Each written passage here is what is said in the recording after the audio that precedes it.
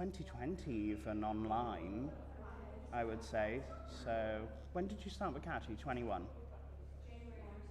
Okay, so yeah, at least since 21 then. Yeah.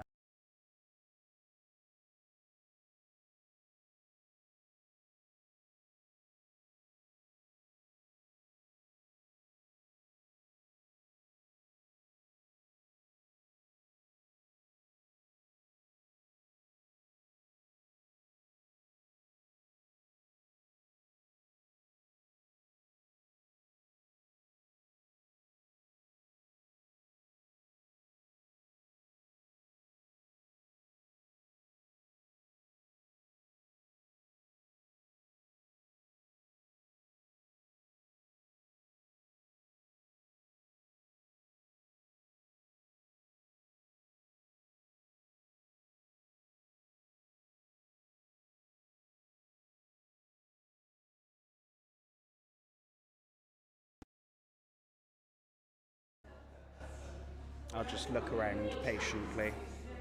Yeah, exactly.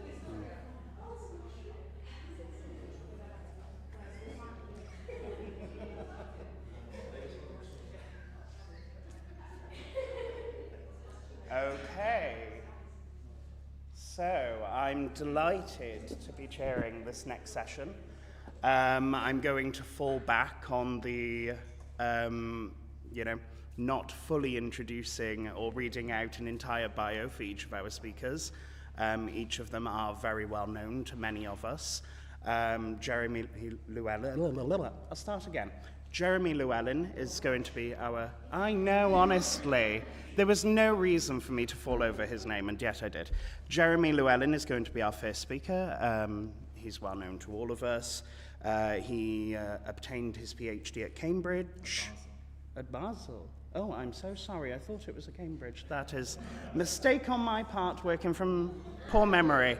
Oh, it's not a good start here, is it?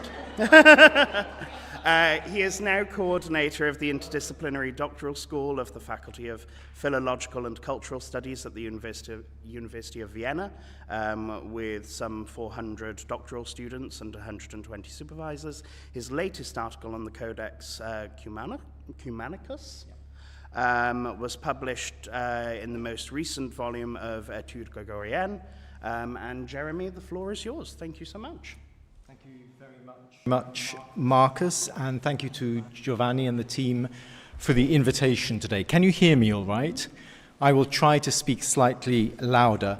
This paper is not specifically about neumes, but there are a lot of neumes in it.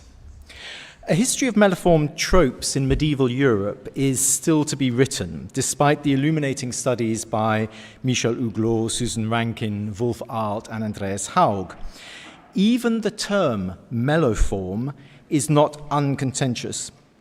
Indeed, its coinage was somewhat fortuitous as a corpus troporum team in the 1970s adopted the ethnomusicological terms logogene and melogene from Kurt Sachs to describe, respectively, the text-driven and the melody-driven trope elements.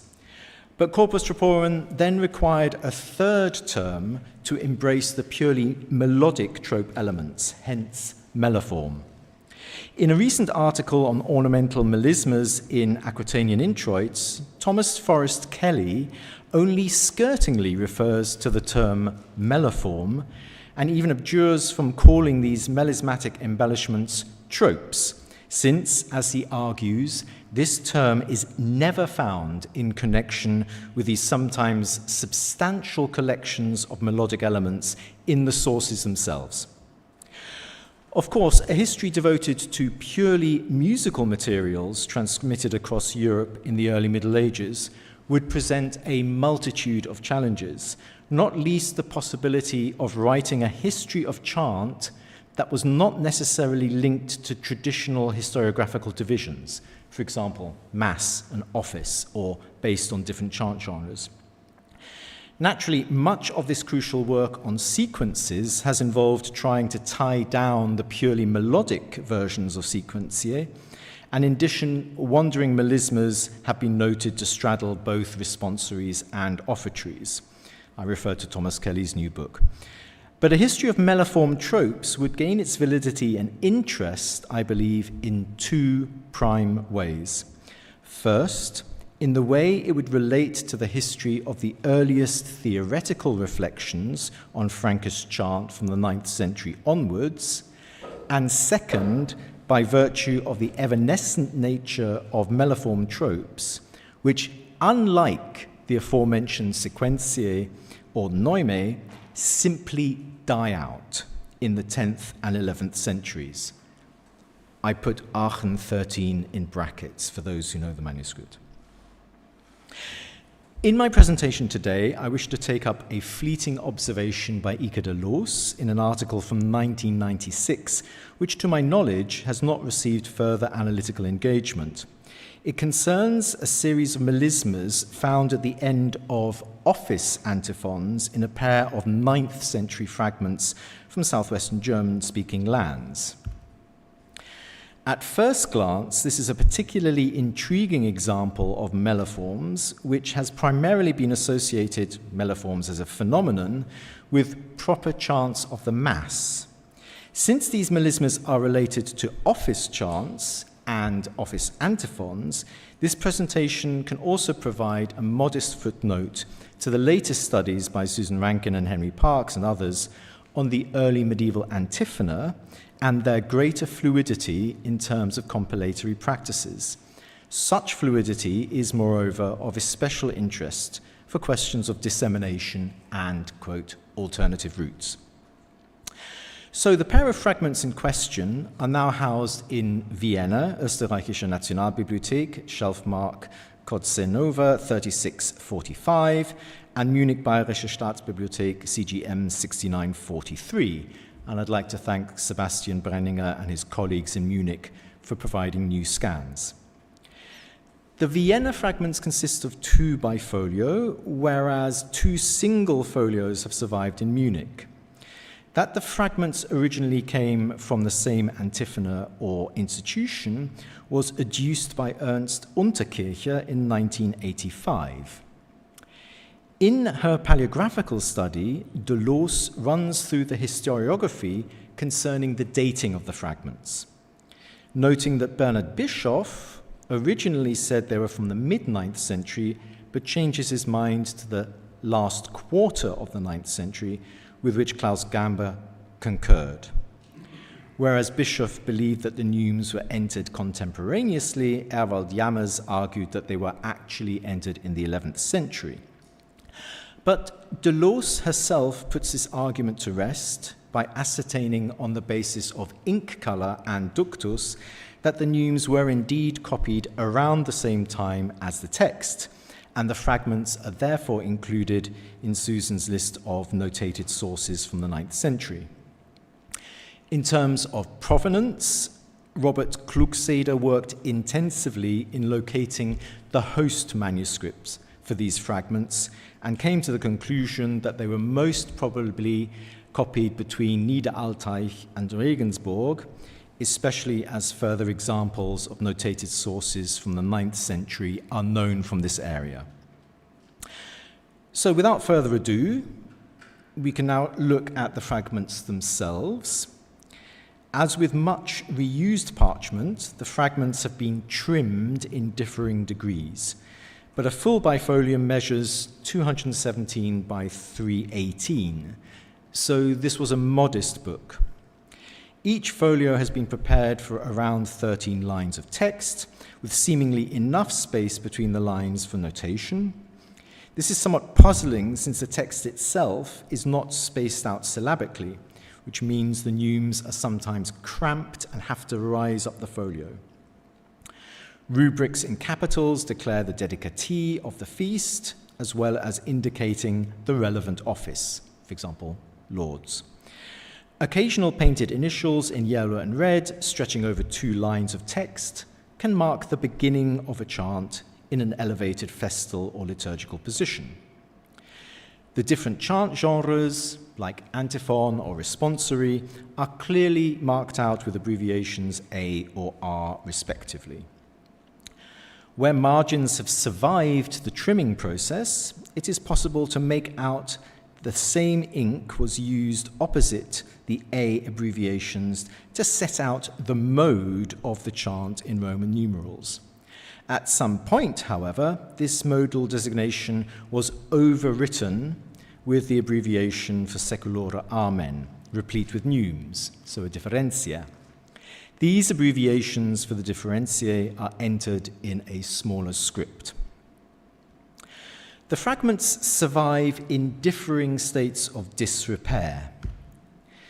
As already mentioned, they are trimmed to different degrees. In addition, some of the folios have been damaged, rendering their contents illegible. The most fateful interventions appear to concern one of the folios of the Munich fragment, the middle one here, which seems to have been ripped in half. The larger example here, you can't see it quite, but if you go to the middle, you can see some stitching. Actually, there's a lot of stitching in that, so it has been very, very carefully restored.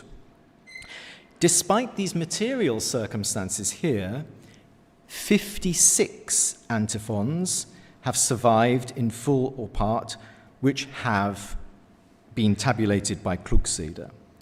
They cover 6 feasts, the Purificatio, Agata, Gregorius, Cecilia, Clemens, and the Vigil of Andrea. So of these 56 antiphons, 32 reveal melodic embellishments. And so these 32 melloforms form the focus of the rest of my presentation now. Before analysing the melloforms, I should first like to make a brief comment about methodology. In transcribing the neumes of each melloform, I have sought to render as faithfully as possible what can be seen in the fragments themselves, or rather their digitizations. Inevitably, this includes approximations where the parchment is damaged. But I have taken the work of the 9th century notators seriously in the forms that they have copied, however evanescent, even when it appears that other solutions may be more logical. In this way, the results that I present now are by no means final, and we can discuss them. Music example 1 presents a digest of the 32 melloforms as found in the Vienna and Munich fragments. Now, since there are only 10 melloforms in this example, it can be safely assumed that certain melloforms appear more than once. That is now a digest. Moreover, the eagle-eyed among you will have already noted 2 organizing principles behind the way this example is set out, and I admit that this arrangement is analytical on my part. The first principle concerns the 3 columns, whereby the melloforms in each column begin in the same way. In the first column on the left-hand side, with a tractulus and 2-hooked quilisma. In the second column, 2 ascending tractuli and the quilisma. And in the third, with a clevis followed by punctum and then quilisma. The one grating exception to this arrangement is melloform number 6, which seems to begin with what could be called a quilisma strata. We'll come back to that. What these columns reveal, and this is a second principle, is an interest in variatio. In its most basic form, this differentiation could be regarded as manifesting itself in ornamental prolongation. To take the first column as an example, we start off with a tractulus plus 2-hooked quilisma. This grows into a tractulus plus quilisma clevis, and then the clevis is liberated, and then a climacus is added to the end, and it finally culminates in a pair of tractuli and concluding clevis. The pneumatic content of the other 2 columns could be described similarly in terms of expansion.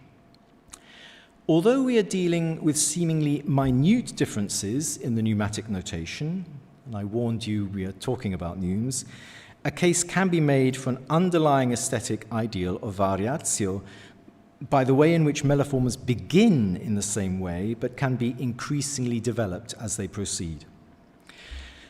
At this point, it is necessary to address the obvious criticism of this analytical scheme of ever-expanding melloforms. I shall leave aside the possibility that one and the same group of neumes may have relayed different pitch content, and thus are not comparable, because given the shared functionality and repetition of these melloforms as endings of office antiphons, this seems unlikely. More compelling, however, is the criticism that the distinction between the melloforms set out in music example 1 is not as clear-cut as the notation suggests. In specific terms, it could be that the notators of the fragments did not intend a distinction in performance between, for example, a quillisma which is joined to a clevis and a quillisma with a separate clevis.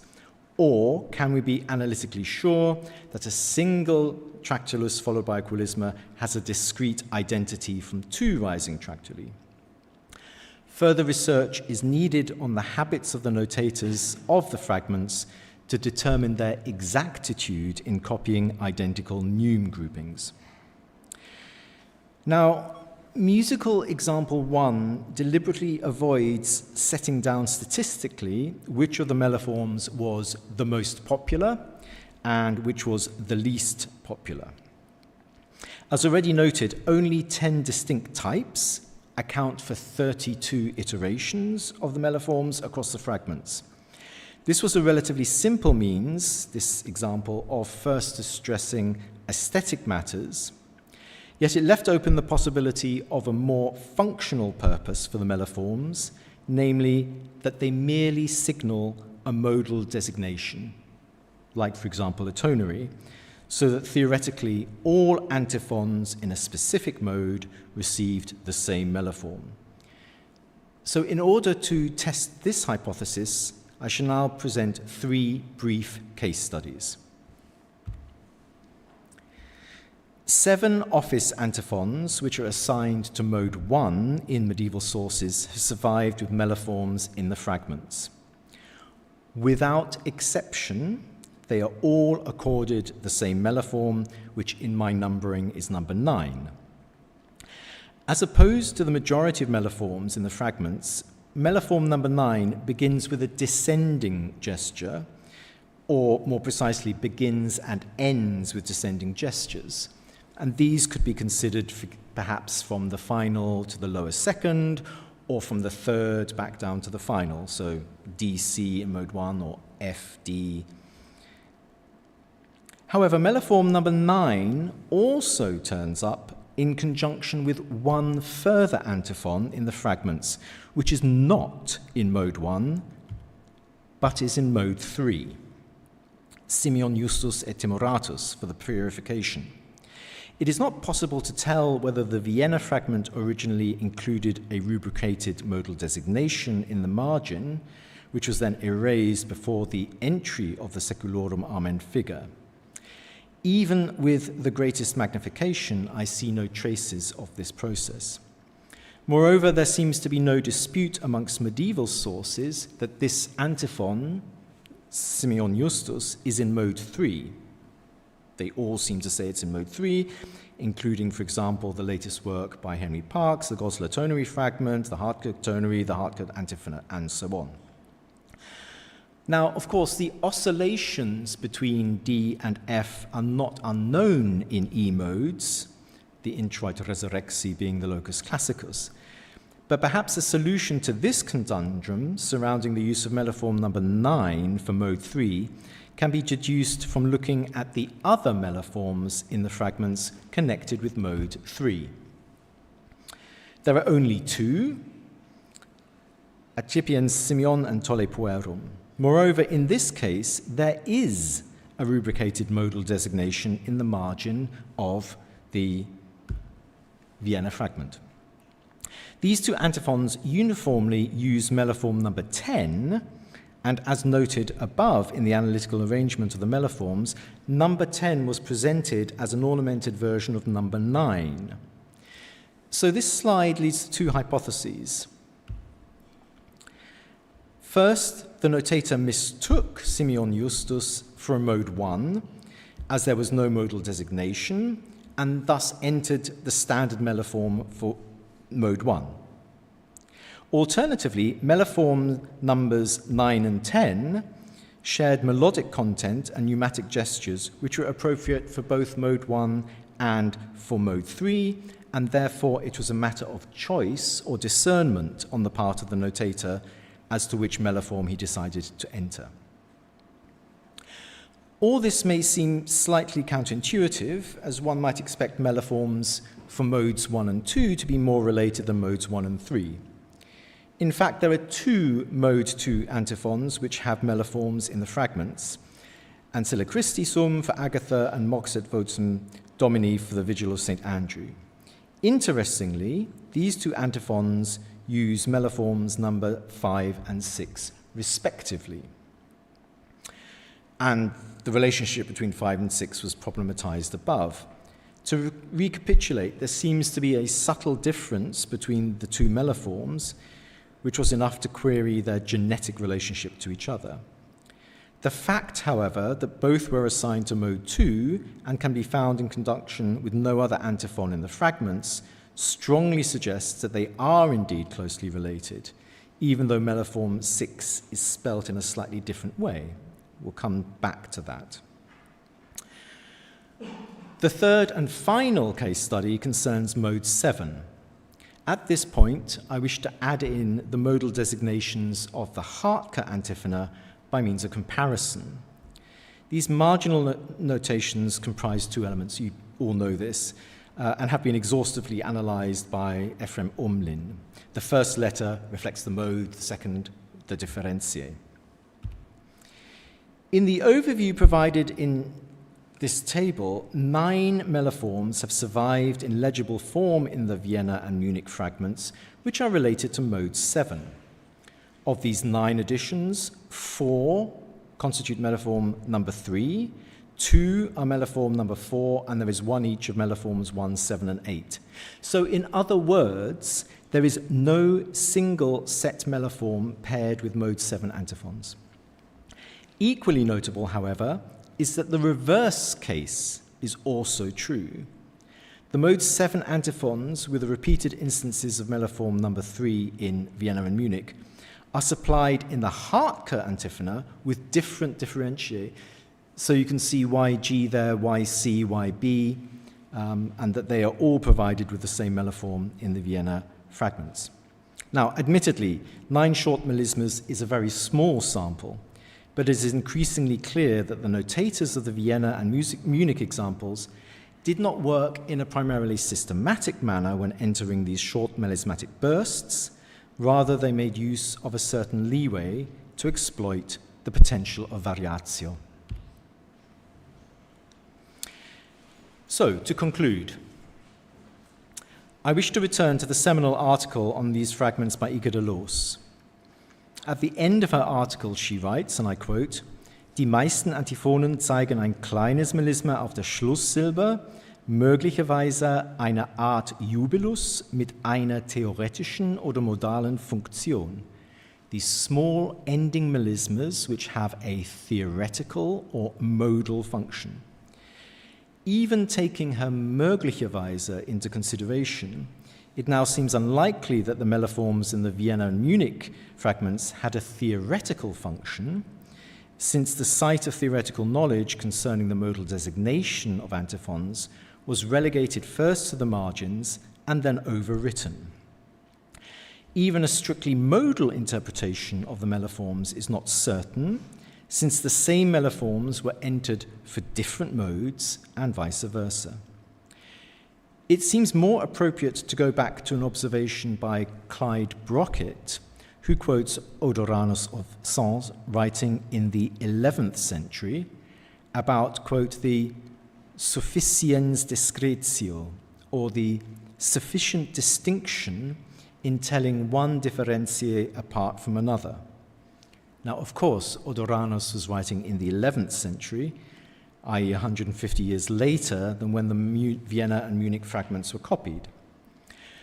But I contend that the same interest in variatio applied, perhaps even more so since differentiae were cut back in the course of the 10th and 11th centuries. So these melloforms were not purely mechanical, they were also rhetorical, and could therefore be considered tropes, even though Tom Kelly wouldn't agree. Finally, they were evanescent, disappearing from antiphons and from the history of the antiphona before the turn of the millennium. Thank you very much.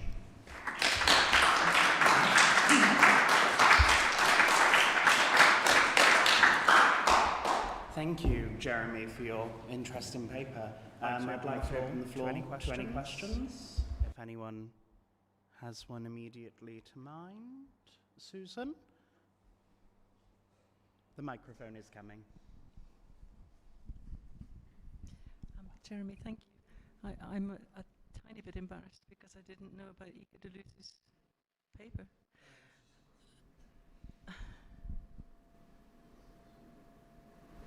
Okay.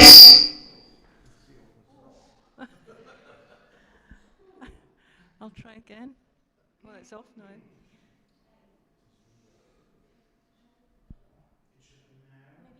Is it? Okay, we'll try this.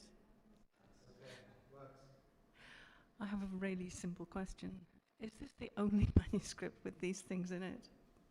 Do they happen anywhere else? I mean, it's a real puzzle. I was hoping you would answer that. Well, I've never seen them. No, I've never seen them before.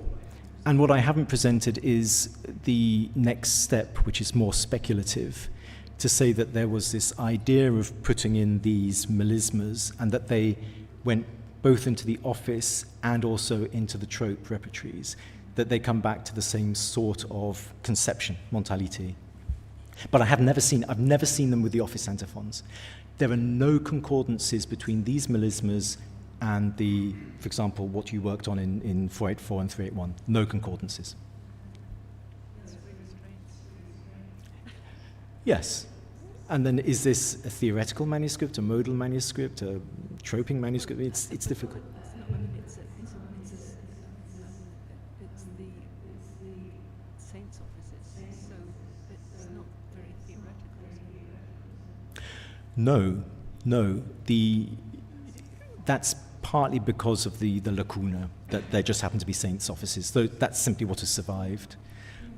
We may find, well, I'll talk to Robert Klugseeder about the host manuscripts, whether we can find any more fragments, but I'm not sure.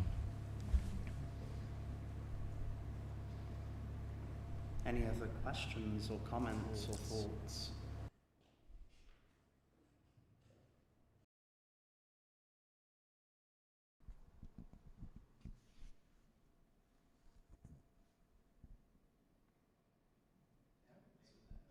Susan, again? Yes, please. Well, the other thing I thought about these, when you're talking about the neumes, I mean, I'm not sure if you're assuming that the same neumes mean the same melody, and of course they could mean different melodies and different modes. Yeah. Yeah, I mean, that's the provocation. Yeah. Okay. The question about the collections of melliform tropes with proper chants is that there is some evidence that they were extended and expanded. So you have short ones and then slightly longer ones, which are based on the beginnings of the short ones. But that work hasn't yet really been done, not least Andreas Haug's catalogue of the melliform tropes only had the incipits, which you need to see how these things develop. But that was deliberately done as a provocation to try to get away from people saying it's a tonary. Whether they're related to 9th century Noeani formula, one would have to look a bit further. I started the work looking at Aurelian. They may be or may not be related. They're not related. You can read a tractus followed by a quilisma in different ways, in different modes. Yeah. It could be Yes. that was the person who invented them. Yeah. Thought that way. Yeah. Yes, no, exactly. Yes, please.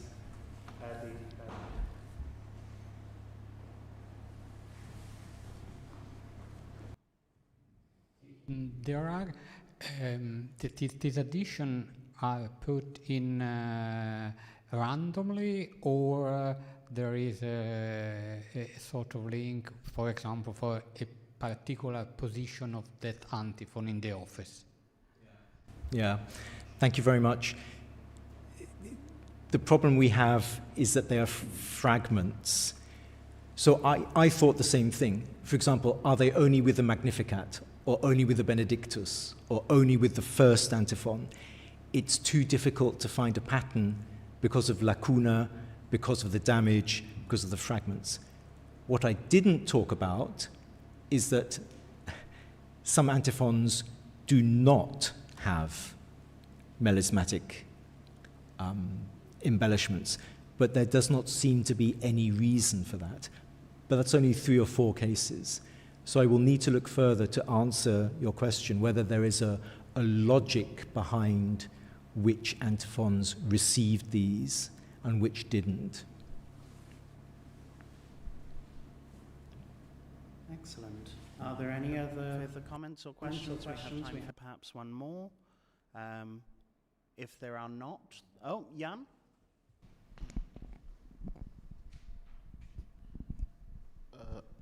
If you have this tabulated somewhere, I'd be interested to have a brief look. The old joke of Chant papers, isn't it? We were talking about it last night, von der Quelle zur Tabelle.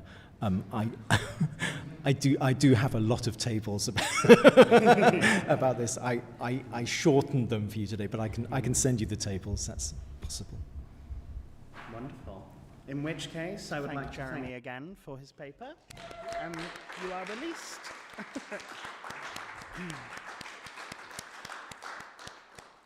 Wonderful. So our next speaker obtained her PhD at Colorado Boulder with Rebecca Malloy. She is now working at Bristol, I am pleased to say, as a Marie Curie Action, is that right? UKRI Fellow. She has published on saints cults, the common of saints in Iberia, as well as shared melodies between the Old Hispanic and the Franco-Roman Rite with Rebecca Malloy. I am delighted to introduce my friend, colleague, and co-author, Melanie Schaefer.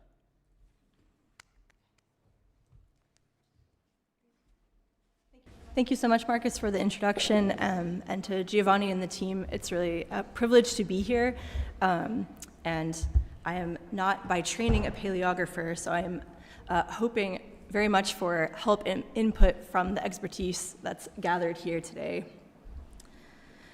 As Marcus said, my talk today is drawing on ongoing work from my current Marie Curie project, and the project's initial inspiration came from an assembled collection of poetry, the Biblioteca Nacional de Madrid, manuscript 129, commonly referred to as the Azagra Codex.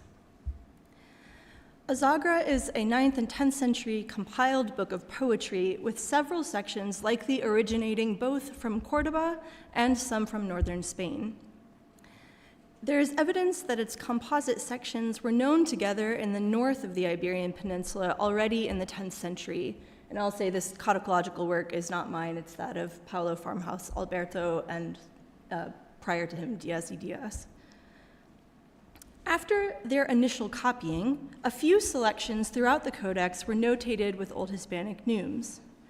And aside from Sam Barrett's doctoral dissertation, these neumed passages have largely escaped musicological analysis.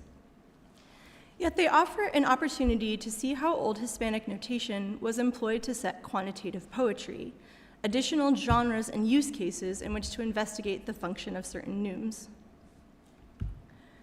We find neumes in Azagra added to folios 55 verso, 141 verso, and 158 recto through 159 recto. These passages span the sections thought to have been copied both in Al-Andalus and the northern regions of the Iberian Peninsula. The way notation is employed in a few of Azagra's neumed poems suggests the possibility of identifying a liquescent neume shape. If this might be true, it is significant because to date no liquescent neumes have been identified in Old Hispanic chant, despite some neumes whose shapes are similar to liquescent neumes in other notations. And Raquel Rojo Carrillo has summarized this really succinctly in her recent article, saying that these liquescent-looking neumes, quote, are not used exclusively or consistently at the end of syllables subject to liquescences. Perhaps this performative nuance never became a fixed part of the rite's melodic language, unquote. And the question of exclusivity and consistency are well noted, and I hope to contend with them a little bit here today. However, within the Azagra Codex itself, which is not usually included in surveys of Old Hispanic notation, there is somewhat more consistency, granted that there are only 5 instances of notation. I'd like to start with Folio 55 verso, with a neumed distich from Eugenius II of Toledo's Nightingale poem, Sum Noctis. As you can see, the repertoire of neumes here is limited, as only 2 lines of the poem have been notated, but we can pay particular attention to the various forms of single note neumes. We have a punctum, a virga, and circled here are now familiar from yesterday, oriscus. At least it's called an oriscus in other scripts. As you all know, in other scripts, the oriscus is often part of other neume forms, while in the Old Hispanic notation, the shape is often found alone on a single syllable. We don't know for sure if the Old Hispanic oriscus-like shape functions in the same way as it does in other notational scripts. And I'm going to use the term oriscus today for familiarity and ease, rather than to distinguish any particular known characteristic of this notational shape. So we can ask if there's anything that distinguishes the situations where we find the oriscus versus other single note neumes in Sum Noctis. And I'm focusing here on the distinction between the punctum and the oriscus, since the virga's use to distinguish a contextually higher note is already well understood. The oriscus shape is only ever used on syllables ending in nasal consonants, M or N, where they're part of consonant clusters. In the case of both instances of sum, the following syllable begins with a consonant as well, creating clusters across the word break. As you all know, 2 consonants together, when they are nasals or liquids like M, N, R, or L, are of course some of the most common phonemes where one might find a liquescent form. Meanwhile, the puncti in Sum Noctis Socia do not fit these or any other criteria of liquescent cases. We also find the oriscus in one other neumed poem in Azagra, the Damascus hexameter on the conversion of the Apostle Paul, Iam Dudum. Here we find the neume used in similar contexts to Sum Noctis. And I'm going to see if it will allow me to zoom in. Possibly right-click. Is there a zoom option? Yeah. I have an extract on another slide, but here, the where on this manuscript is very bad. This is the paid-for image I got from the Biblioteca Nacional. But you have several of the lines that begin with the oriscus. Okay. In 20 lines, the oriscus is found on the first syllable 7 times, and the majority correspond with Mokuro's first liquescent case, the most common phonological use case for liquescent neumes. Again, M, L, and R followed by another consonant. Another is a diphthong, another common liquescent position, and another an M followed by a vowel. So the oriscus here seems to strongly correspond with potential liquescent uses. Perhaps complicating this, however, is the fact that the remaining lines of the poem, of which 10 out of 13 have readable neumes still at the beginning, also contain syllables that could prompt liquescent shapes, but instead have a punctum or a tractulus instead. Half are recognized and even are the most common instances where we might find a liquescence. One potential difference between these 2 uses of where we find the oriscus and not is that in all of the cases here where we do find the oriscus, the nasal or liquid consonant cluster is found internal to the word, whereas all of these span a word boundary. Perhaps the Eriscus was understood by the scribe to indicate liquescence, but their understanding was that the cases of liquescence were fairly narrowly bounded. Such a distinction does not seem to have mattered in Sum Noctis Socia, where the liquescent consonants spanned word boundaries, as we saw, but these two poems are clearly neumed by two different scribes. So this leaves us with several questions. Does the non-exclusivity of the Eriscus on liquescent phonemes in Iam Dudum mean that the Eriscus cannot necessarily be a liquescent shape here or in Sum Noctis, despite how its use is entirely consistent with liquescence? Or can we observe perhaps two related but variant understandings of the shape by two different scribes? And related to some of the papers that we heard yesterday, I don't think that this Eriscus in the Azagra Codex, in any case, has anything to do with intervallic pitch information, particularly about semitones, nor about perhaps repeated notes, because they're falling on the first syllable of the line. So it can't really be giving a relational information about a previous pitch. I think instead that it's indicating something of a performative nuance, either transitions between sounds or possible a timing nuance. In addition to the possibility of this neum being liquescent, in the context of Azagra's quantitative poetry, where the verse forms are organized by specific patterns of long and short syllables, this neum is only ever found on long syllables. Looking beyond Azagra, we can ask how this neum is used in Old Hispanic hymns, which are, like Azagra's poems, examples of neumed quantitative or at least rhythmic imitations of quantitative poetry. Can we confirm my hypothesis in the broader repertory? This neum is not actually found very often in neumed hymns, of which we only have a few anyway, so I'll just very quickly survey the 4 instances in which I have found this neum. An incipit for the hymn Verbum Supernum in Madrid Real Academia de la Historia, manuscript 30, I'll refer to this as A30 from now on, features this Eriscus on the first syllable of the word verbum, which is consistent with a case for liquescence. However, we only have this incipit, so I can't compare it to any other stanza.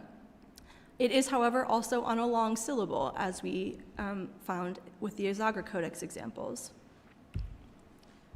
Hymn Agnoscat Omnem Saeculum, copied into the back of a collection of theological and saints' lives, the Bibliothèque Nationale of France, New Acquisition, etc., 235, uses Visigothic script and is at least related to Old Hispanic notation. Here we find the Eriscus as the second neum of some stanzas, but not others, so we have a way to compare its particular use cases across stanzas. Where the notation remains visible, the cases in which it is found are consistent with liquescence, while the places where we find a punctum instead sometimes are and sometimes are not places we might find a liquescence. The second syllable of the strophe in this meter is always long, so again, we have instances where this Eriscus is found consistently on long syllables as well.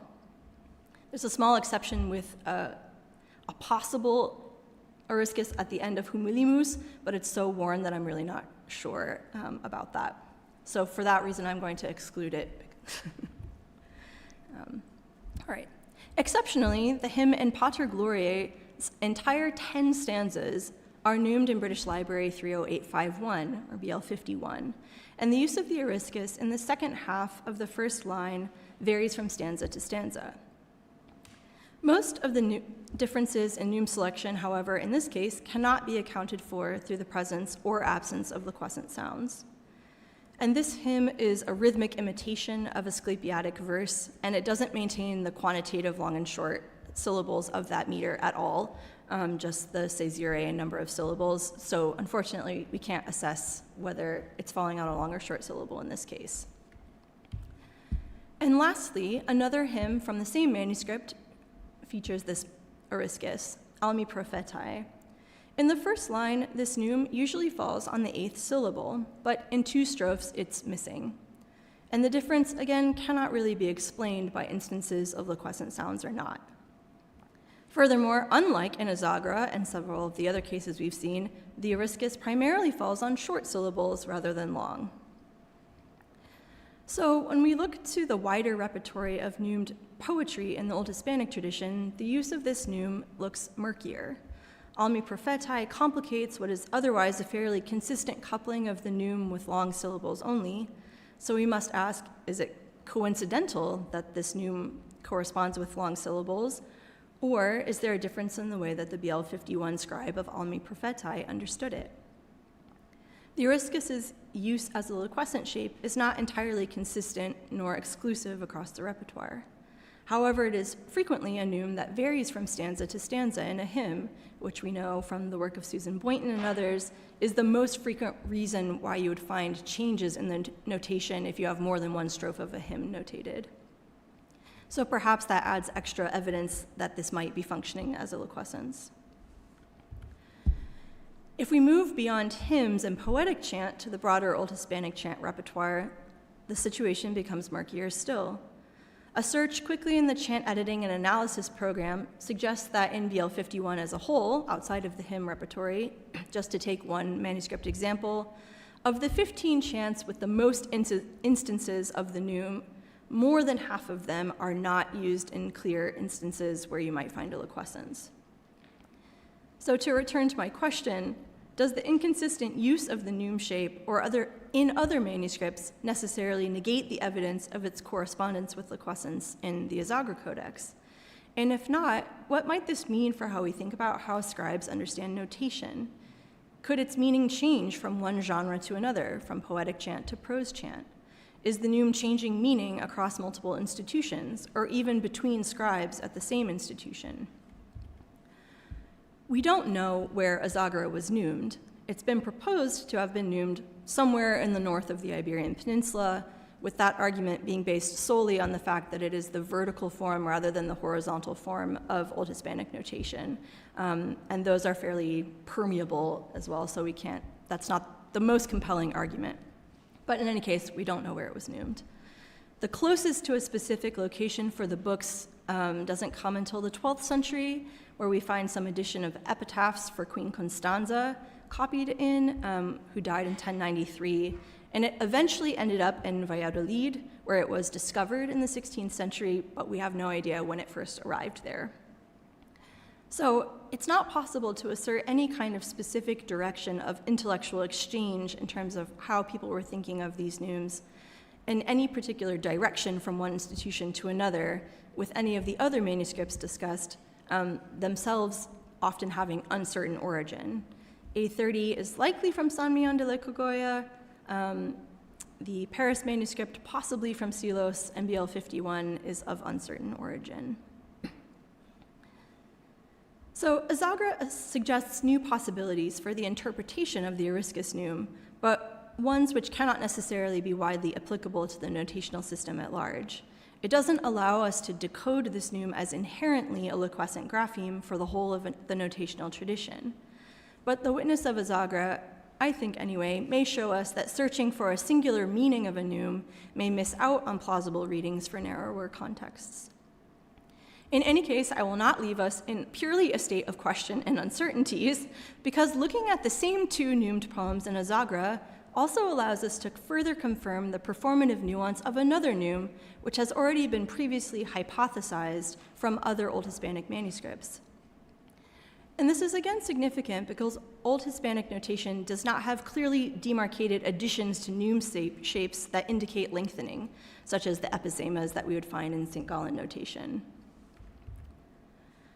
Azagra gives us further clues about the function of this particular form of the torculus, with its last stroke extending up and to the right. Herminio González Barrio Nuevo called this a torculus inicio debilis, a torculus with a light or quick first note and a heavier or longer second two, thereby suggesting that it had some particular rhythmic performance. And Rebecca Malloy has noticed that this particular torculus is often used as the final element in repeating sections of long melismas, or final neum cadential forms in Old Hispanic chant. She has suggested that this neum, therefore, might have some kind of rhythmic properties, indicating a slowing down at the end of a melisma section or a small pause after it before another one. And the two neumed poems that I just discussed in Isagra would seem to confirm these hypotheses that this neume carries information about rhythm or performative timing. In Sum Noctis, the Eugenius of Toledo Nightingale poem, this form of the torculus always precedes the midline caesura of the poetic line. And in this transcription that I've done in the Chant editing and analysis program, you can see the caesura marked with a double slash underneath the neume. I probably don't need to say this, but in case you are not familiar with metrical or quantitative poetry, its organizational principle is based on long and short syllables organized into poetic feet. And the idea of poetic scansion is that the division of the meter is divided into these component poetic feet. So caesurae refer to places where words end in relation to the poetic foot. When a word ends in correspondence with the poetic foot at the same time, it's called a diaeresis. Where it ends with inside a poetic foot, it's called a caesura, but often people call both of these caesurae, which is what I'll do here. Certain meters have expected positions for where these breaks will fall, and how these are performed, if they were at all, in recitation is uncertain, but we can assess how music notation is employed in these particular moments, which carried potential performative expectations. Sorry, I meant to put this up before. But to go back to Sum Noctis, this torculus is placed where there may have been a small pause at the midline caesurae, or even a mental or oral expectation of a pause. And Sam Barrett first made this observation that the torculus was placed at the caesurae. And I have noticed that this is also the case in Iam Dudu Salus, which uses the same exact torculus as Sum Noctis to denote caesurae. In lines 3, 6, 8, 12, 15, and 18 of this 20-line poem, the torculus marks the primary caesurae, which falls in the middle of the fourth foot. And I apologize that this is quite small, but I have marked out the poetic feet here at the bottom. This is the second most common point for a caesurae in this meter, while a main caesurae in the third foot is the most common. And in all of the lines where we find this torculus, there is also a caesurae during the third foot. So I think the torculus here might be showing us not only where there is a caesura, but which one is the primary one, which is in the fourth foot. I've also noted that there might be a very loose 3-line melodic repeating pattern, which perhaps it's possible for you to see. There's a lot of variation, but I think there's kind of groups of 3 lines, which in a way may complicate the analysis that the torculus is significant for this rather than just a repeating melodic pattern. But there's enough variation between the lines, and the melody is always adjusted for that variation so that the torculus falls exactly on the midline caesurae. All right. And what you see here is my annotation of Sam Barrett's transcription from his dissertation, which I've been able to fill in several neumes that were missing from the somewhat better images that I got from the BNE, although you saw for yourself how faded those images are.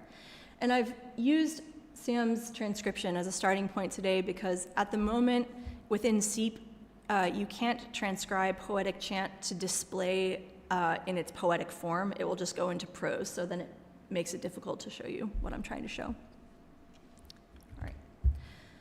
So, considering the torculi within this potential repeating or varied melody, sorry, let me skip ahead. I think that this here is adding to Isagra's evidence to these preceding studies that this torculus carries a kind of pause or lift specifically tied to articulating sections of a melody or text. Sorry, this was the wrong slide. Okay. So I suppose I'll conclude by reiterating the observations and questions raised already by many of the papers at this conference. Looking at individual manuscripts and individual scribes reveals new potential understandings of notations, suggesting there were diverse ways that a notational sign could be used within a tradition, within a region, within a manuscript. However, there's lots of questions as I move forward with this research, which is how much evidence is enough to say what a noum means? What should the burden of proof be? When does inconsistency in notational use rule out an interpretation, and when does it stand as evidence of multiple uses? And I'm hoping that we can continue thinking through these questions together, and I'm welcoming your questions and your expert advice. So thank you.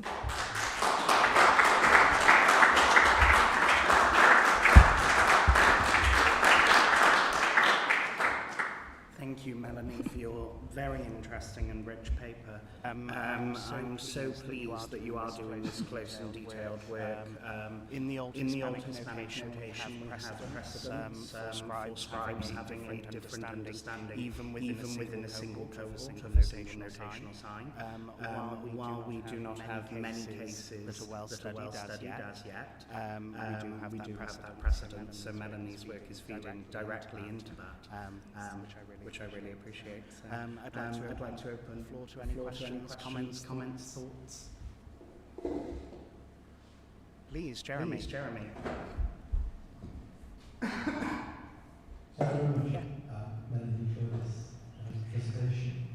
Would you say that there was a heightened attentiveness to text when you're dealing with verses, when you're dealing with poetry? I'm not saying that you weren't interested in text when you were copying Bible verses or liturgy, but it was through that process of getting inside these poetic texts that led to questions of the notator and then solutions. So do you see this possibly as a reflection of a closer engagement with the poetic quality of a text? That's a really good question.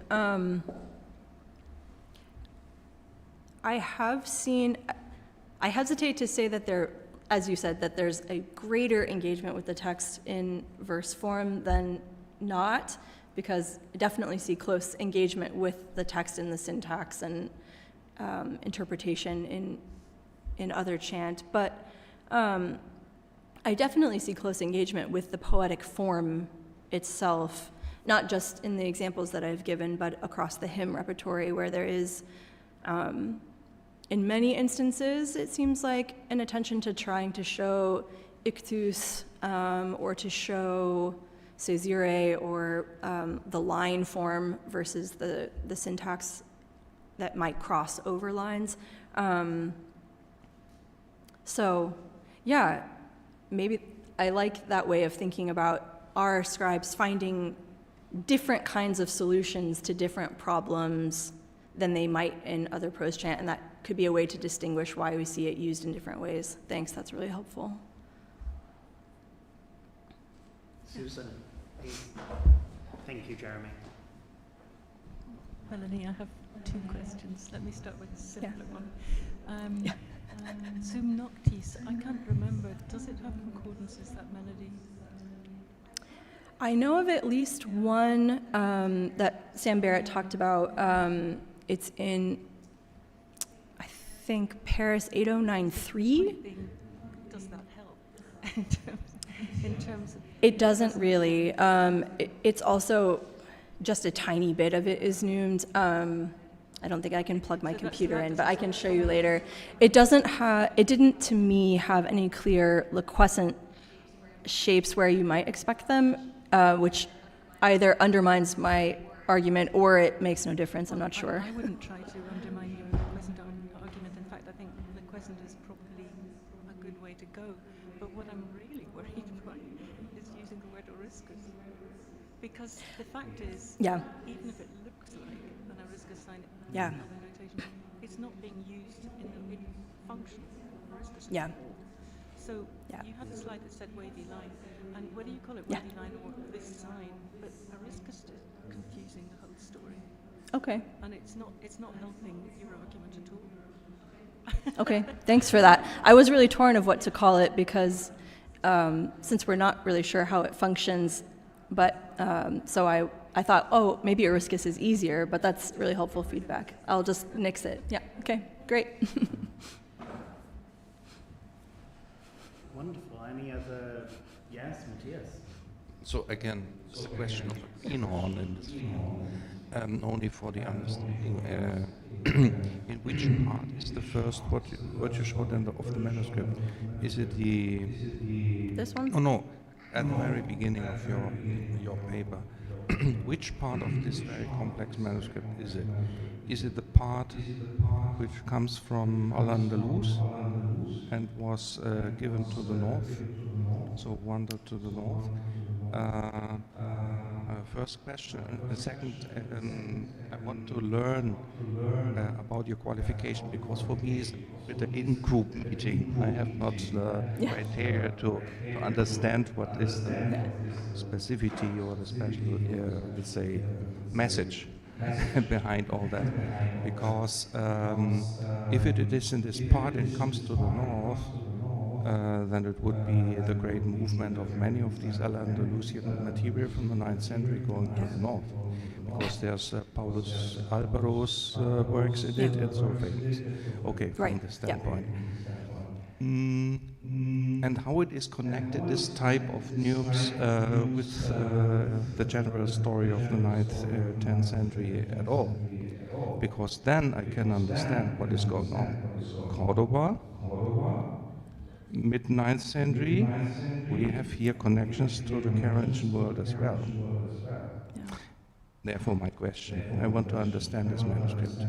We had a PhD because on this manuscript, because there are other famous texts in it as well. For example, the treatise on the virginity of Mary, which is a very important witness for this text tradition.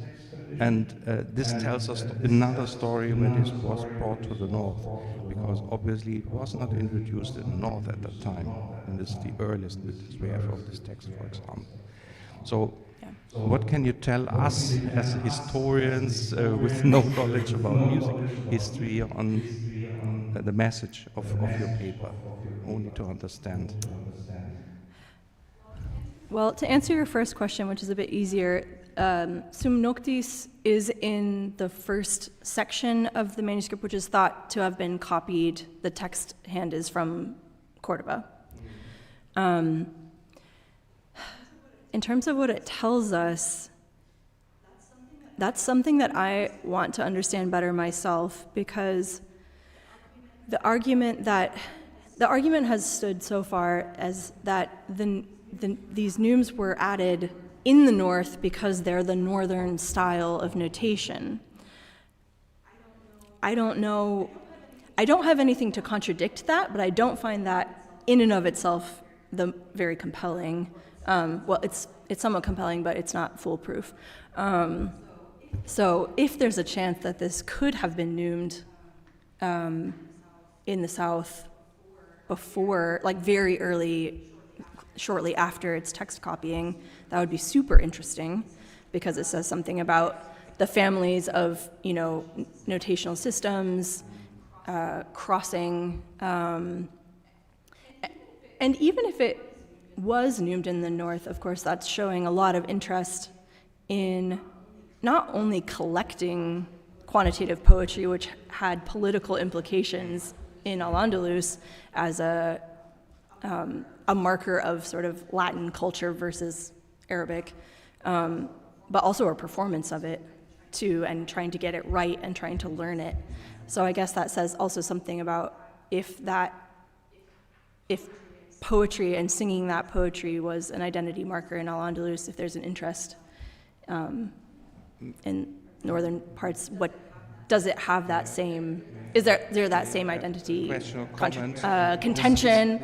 I'm not sure.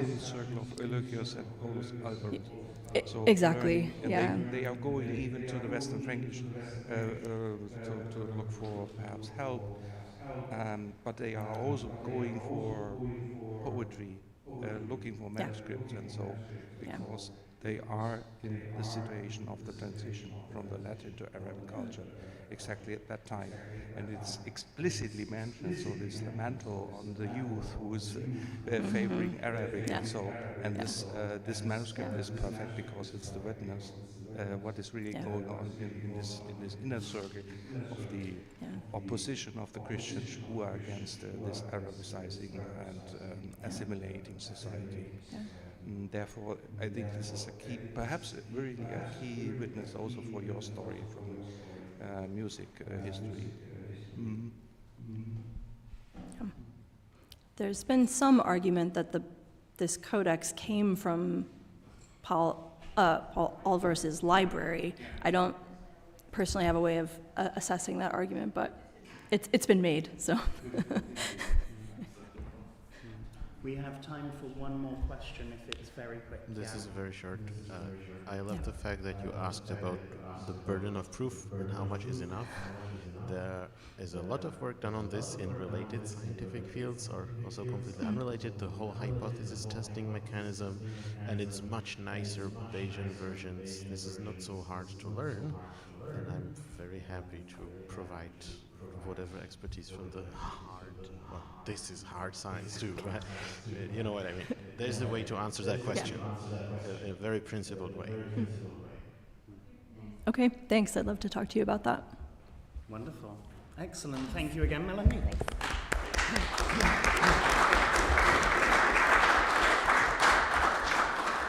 So, our final speaker in this session needs no introduction to many of us. However, Giovanni did obtain his PhD at Cambridge.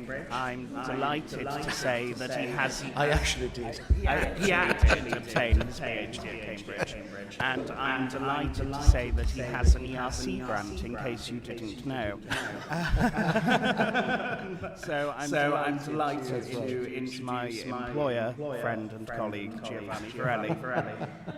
The floor is yours. Thank you very much indeed. Yeah. Oops. Thank you.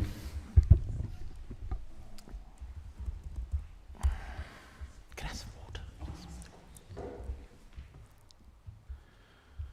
Right, so it was always quite clear to me that I was not going to use the time of my paper today to present the project. We talked about it a lot. We kind of know what it's about. But let's remind ourselves, just very briefly, the basic aim of SCRIBEMUS, thank you, which is the study of the first large-scale diffusion of music writing, of music scripts in early medieval Europe, 900 to circa 1100. We are considering potentially all notated manuscripts and fragments, as well as notational events, a term coined by my colleague, esteemed colleague, Evina Stein, be it planned musical editions, or probationes notarum and or probationes cantus, which is a term instead that I have coined. At least some of us are familiar with it, and those that are not will learn about it soon in print. And to make our corpus more tractable, as opposed to look at every single manuscript and fragment, we are selecting sources on the basis of our focus, which is on trans- and interregional networks. I should say, in a project like SCRIBEMUS, a definitive, all-encompassing answer is not quite the main objective, but rather how one substantiates such answer. Think of it as the famous quote by Ralph Emerson, "It's not the destination, it's the journey." And it is a rather fitting quote also because over these past 2 days we spoke a lot about routes, trajectories, and movement. The Odes of Strasbourg is the earliest instance of a clear intent to record in writing a discourse in a Romance vernacular, as opposed to Latin. The context is that of the Divisio Imperii following Louis de Pius' death in 840, who bequeathed to each of his 3 sons a part of the empire. Charles the Bold, from the western Romance-speaking lands, and Louis the German, from the eastern Germanic-speaking lands, decided it was advantageous to unite against the 3rd brother, Lothar, who held the Middle Lands, Lotharingian, French Lorraine. The wars among the 3 sons of Louis the Pious are recorded in a Latin chronicle by Nithard, their cousin, another grandson of Charlemagne, reared and educated at the imperial court. As Nithard recounts in his chronicle, Charles the Bold and Louis the German met at Strasbourg in 842, each accompanied by his troops, and swore an oath of alliance.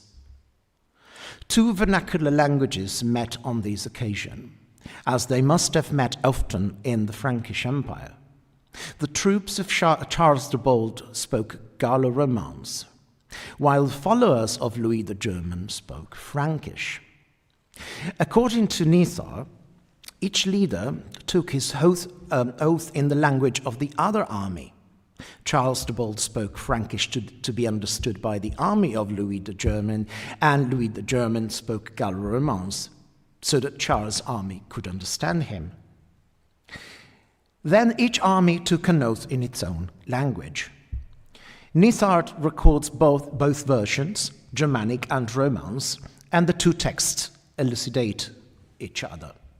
I have looked actually online for reconstructions of the pronunciation and therefore recordings of reconstructions and recordings of these oaths, but I could not find anything convincing. If someone knows about it, please do let me know. Anyway, this is a possibly little-known fact for musicologists, but incredibly interesting in that we see vernaculars gradually becoming part of the historical narrative. And in a sense, although very incipiently, being acknowledged as matters of historical importance, worthy of recording. On the other hand, Charlemagne's father, Pippin the Short, had already sponsored an effort to eliminate from the Latin spelling of his time the vernacular influences that had crept in. Charlemagne's court scholars, too, deplored the low standards of accuracy in Latin and worried that important writings, repeatedly copied, might be so corrupted as to become unintelligible. We are all very familiar with the Carolingian concept of correctio, and thanks to Susan Rankin, how this idea was one of the primary forces behind the early development of music writing and its entry into the realm of written manuscript transmission. Yet the fact was that by the early 9th century, ordinary people could no longer understand spoken normative Latin. In 813, the Council of Tours directed the clergy to give their sermons in the vernacular. This was momentous because in order to even say that, the decree had to give a name to the vernacular, distinguishing it from Latin. Et ut erstem homilias quisque aperte transfere studiat in rusticam romanam linguam aut teutiscam, quod facilius cuncti possint intelligere quae dicuntur. And we direct that everyone endeavor to translate their sermons clearly into the rustica romana lingua or into Teutisca, so that all may more easily understand what is said. The keywords, besides the word translate, transferre, which implies obviously indeed a conversion of a pre-existing text into another in a different language. The other keywords are the names for the vernacular languages, which several existed within the broad territory of the Carolingian Empire. Teutisca is an established name for Frankish, a form of Old High German spoken in Charlemagne's eastern lands. Rustica Romana Lingua is the phrase that signals to us the advent of conscious bilingualism, the recognition that sermons were now to be given in a different language. And it is also sort of interesting how this will have some resonances later on in Adhemar distinction between nota romana and nota francisca. But this was just a gloss. Anyway, the newfound distinction was at first binary, Latin versus local vernacular. The vernaculars, however, were following their own path and were undoubtedly diverging by region long before they began to be written down. Still on the subject of armies and victory is the so-called Ludwigslied in Valenciennes 150, an old High German poem commemorating the Frankish army's victory under the leadership of Louis III of France over Viking raiders at the Battle of Sancourt-en-Vimeux on the 3rd of August 881. But for my paper today is on the preceding text, the one that occupies the upper half of the folio, that I would like to focus on, the famous sequence of Santa Eulalia, the oldest and most extensive text in Gallo-Romance vernacular, and the earliest surviving piece of French hagiography. The manuscript that contains the sequence is a compilation of sermons by Gregory of Nazianzus, has been dated to the early 9th century. Its place of production remains uncertain, but Bernard Bishop has proposed that it originated in a scriptorium in Lower Lotharingia, but not at Saint-Amand, since its Codicologian scripts do not correspond to those of other manuscripts produced there in the same period. But Valenciennes 150 also contains a very interesting musical annotation, whose melody so far, to my knowledge, is still unidentified. An annotation, quite possibly, but not conclusively, by a hand that marks the main text quite intensely because of the very similar tone of the ink, as you can see here. This is actually the same folio. And this is the marking of the text and this musical notation. There's even some other marks that are strikingly similar to the ones in the notation. Whether it was the same person, we would have, if it was the same person, we would have evidence of reading and marking by a learned person who was also knowledgeable in musical notation. But it is not the presence of the annotation alone that's interesting. Rather, is trying to infer if the Eulalia edition was already there at the time of the notational event on folio, which was inscribed on folio 6. Eulalia is dated by Bishop to the end of the 9th century, and according to recent studies, the manuscript came to Saint-Amand already containing the Eulalia and the Ludwigslied. In a sense, the musical notation does not tell us much, being mostly constituted by dashes and rising strokes, except the detail of the shape of the final round element in what appears to be a climacus, which is consistent with the examples of Paleo-Frankish script in Saint-Amand. And since the Abbey library was not reconstructed until 886, following destruction by the Vikings, these would place the Eulalia and Ludwigslied in the 3rd quarter of the 9th century, having been written, therefore, pre-886, and the musical hand towards the very end of the 9th, that is to say, after 886. Now, of course, there is a very influential figure at Saint-Amand exactly in those years who was very likely interested in a variety of texts, like the Gregory of Nazianzus in this manuscript, Valenciennes 150. And this person, of course, is Hucbald.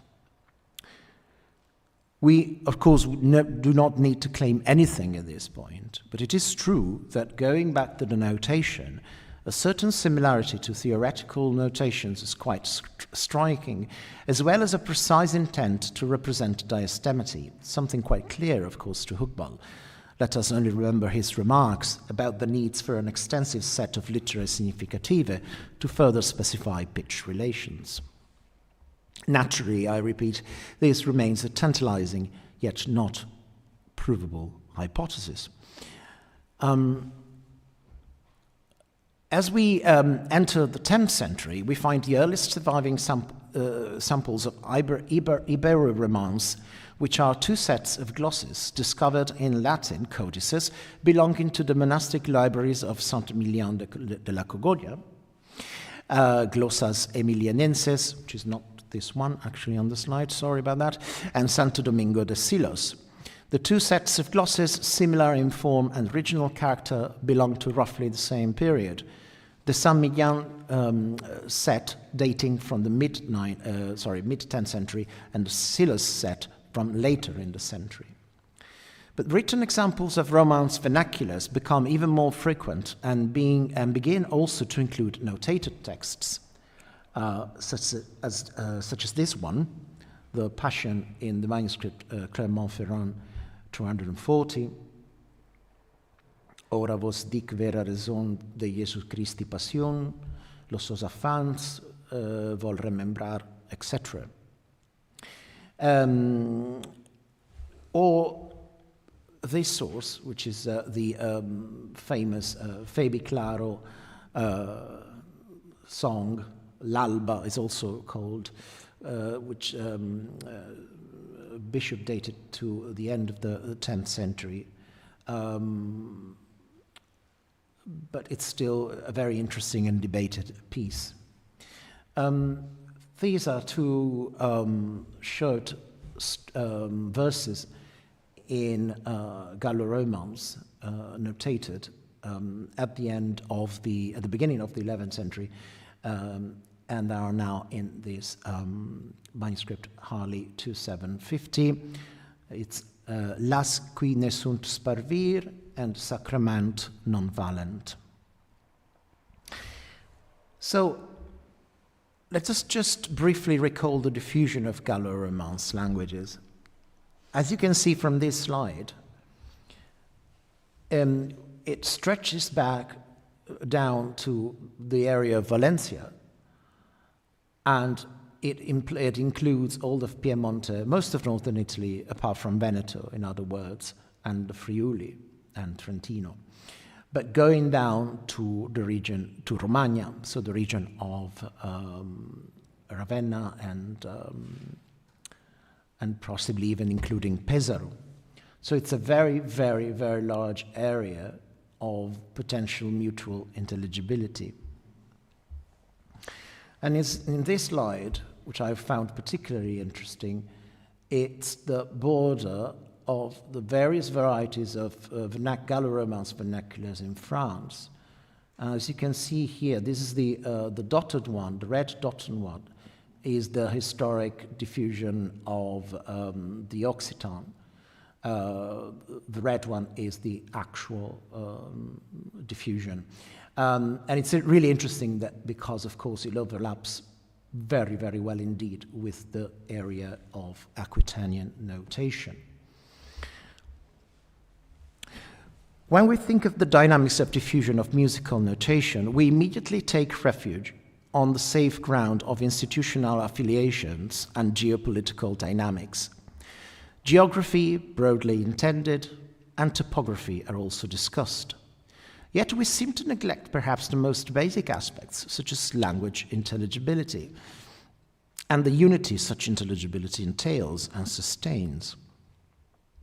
This is why the idea of a South Frankish notational area with its roots in the 9th, but flourishing in a variety of tipizzazioni in the 10th and 11th centuries, does not necessarily need to rely mostly on a precise political and institutional identity if it shares a series of evidence of cultural and societal elements. Sorry, if they share a series of evidence and if they share a series of cultural and societal elements. I would also like to read a quote, which I'm afraid I didn't put on the screen, but I will just read it out for you. I found particularly particularly fascinating. When do the Romance languages stop being Latin and become Romance? Here are two crude and unsatisfying answers.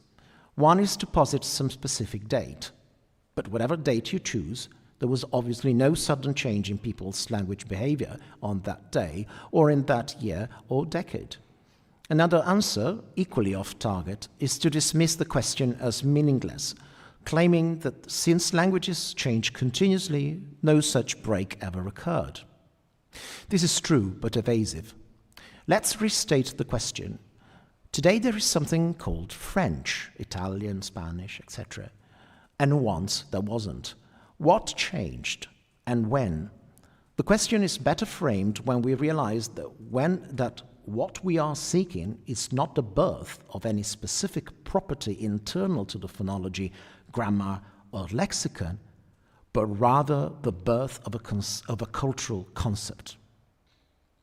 The dawn of the Romance languages is not so much a linguistic change or a discovery, an innovation in people's thinking about their linguistic circumstances. The key changes in these perceptions occurred in a period of several decades centered around the year 800. So our aim here is to see how the written record reveals people's experience of linguistic change. And if I may continue with the quote, the constitution of an independent written vernacular tradition and its definition, like that of any Romance language, implies an evolutionary movement in terms of social-linguistic awareness, first vertically as a gradual and progressive autonomy of the Romance languages from Latin, and then horizontally with the autonomy of Romance languages from each other, above all from neighboring languages or from those which are served as model for the development of its own written records. And I'm just going to conclude with some more reflections.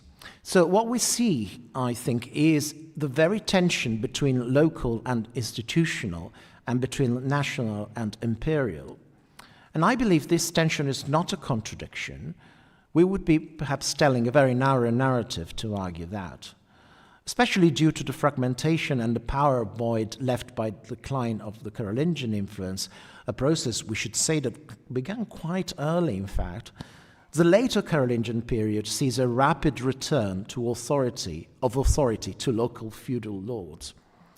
So in a sense, regionalism never really went away in the historical reality, despite all efforts to provide homogeneity and coherence of practice. In fact, we may argue that Carolingian reforming efforts to restore a more conservative Latin rather further widened the gap. An underground yet tangible continuous drive of local identities and practices an underground yet tangible continuous drive of local identities and practices to emerge, or at least to surface, across all realms of early medieval European society should not be ignored. Rather, I believe it should enter any reflection on dynamics of dissemination, adaptation of music writing between the end of the first and the beginning of the second millennium. And let's discuss. Thank you.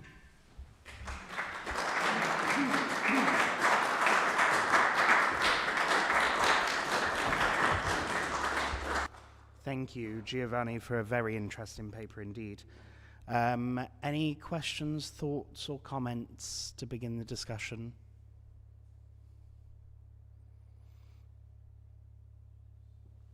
Jeremy, please. Oh. There's time for both. Eulalia. My Catalan wife has the name Eulalia, so we discussed, yes, it's Eulalia. So, patron saint of Barcelona and the cathedral. And there is some research ongoing on new critical edition of the Translatio Sancta Eulalia Basildonensis by Fernand Pelou in Toulouse. And discussion, and he published a very fine article in a regional journal. It's open access, so it's accessible.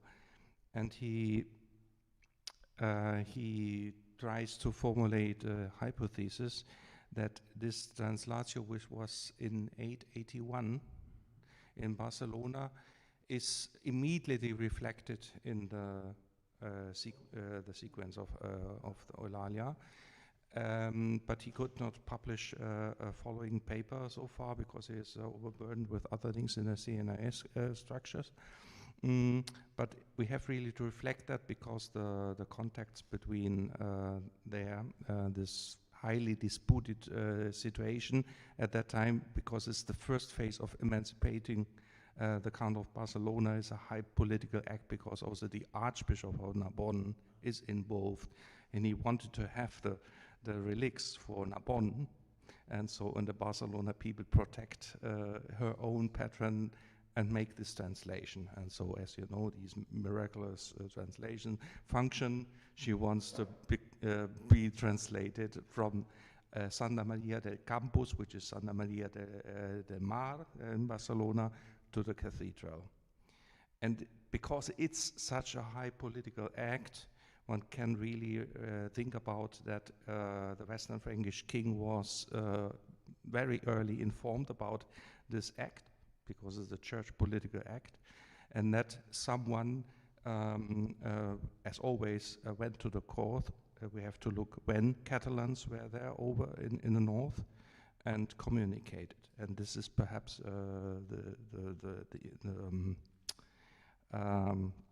the connection to explain then. Lamentably, the Hucbald of Saint-Amand manuscript from Ripoll is much later. So we have also this unique transmission of his works, but it's the 11th century, but it could be perhaps a copy of an older Carolingian manuscript, I do not know. But at least this would immediately motivate. All the other things are open questions, so relic transfers of other Catalan saints like Sant Cugat, Cucufas, and others is already a story in the time of Charles the Bold and earlier, even up to the 8th century. But we have not to underestimate exactly this connection to northern France. I'm absolutely fine with your language model. Eulalia is also a historical linguist, and she always explained me, when you go to Redo Romagna, we were in Switzerland in this famous abbey of San Giovanni, Münster, and listened to the Redo Romans. I said, this is like old Catalan. And it's true, I could understand it.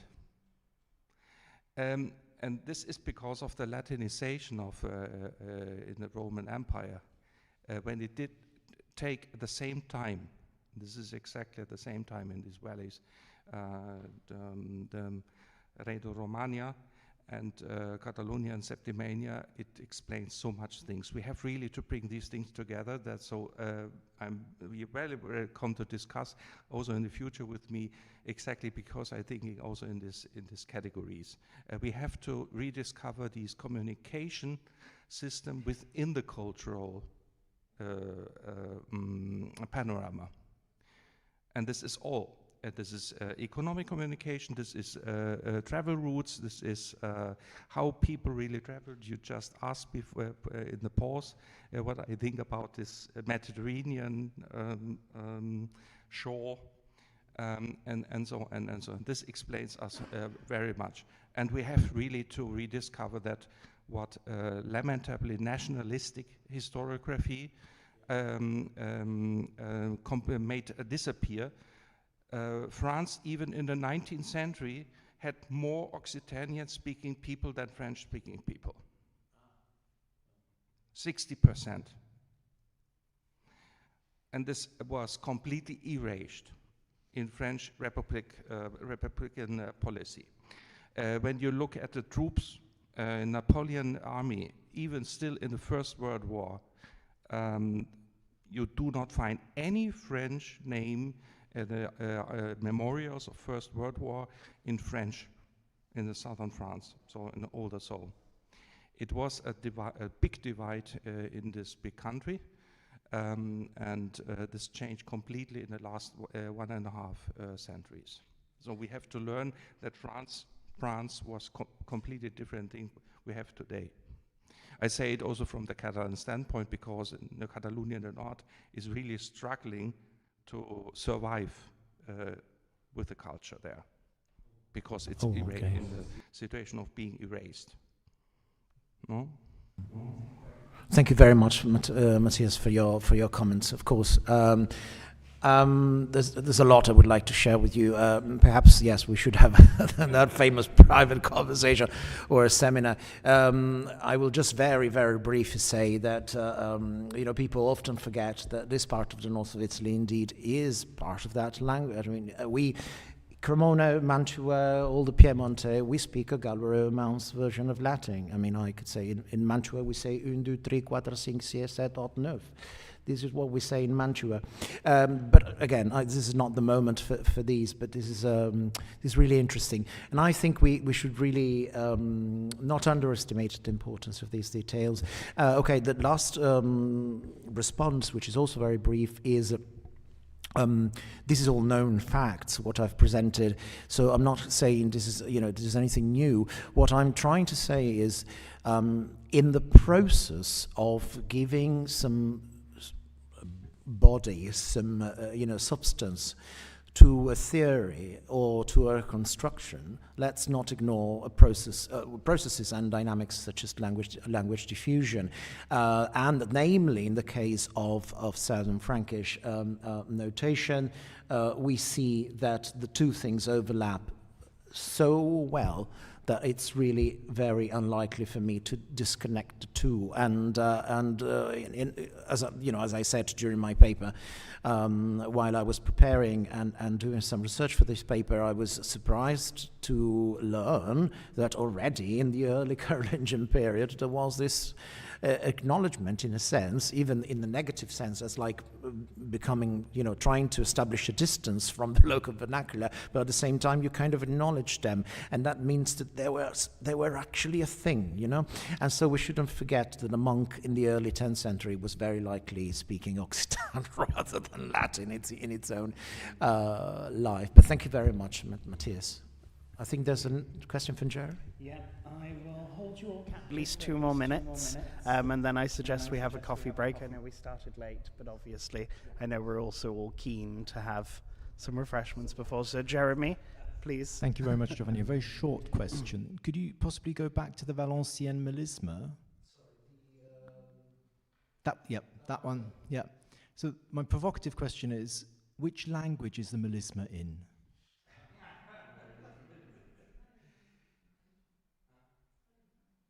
No. I mean, which language is the melisma in? I mean, is it in a language? It's just R? Is it Latin? Is it vernacular?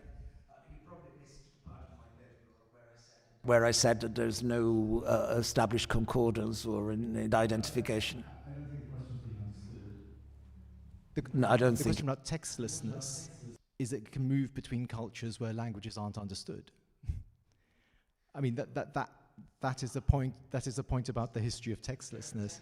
Textlessness is an assumption in this case. We don't know if, it's textless because it hasn't been written, but perhaps this melody was always traveling with the text. Have you identified the melody?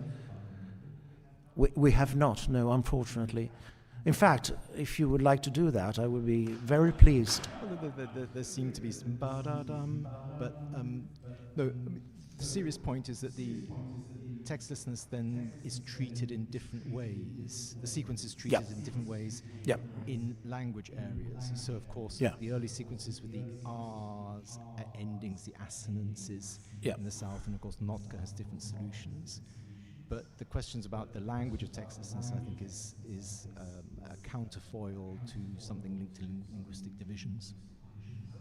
No, but thank you for your point. I mean, as I said, this is a musical annotation in a rather, I don't want to use the word primitive, but certainly not very well developed type of Paleo-Frankish notation in a Saint-Amand manuscript at the end of the 9th century. it was very tempting to think of, well, but of course there's no way of proving that it was actually him consulting this text and writing the music, although it's so very tempting.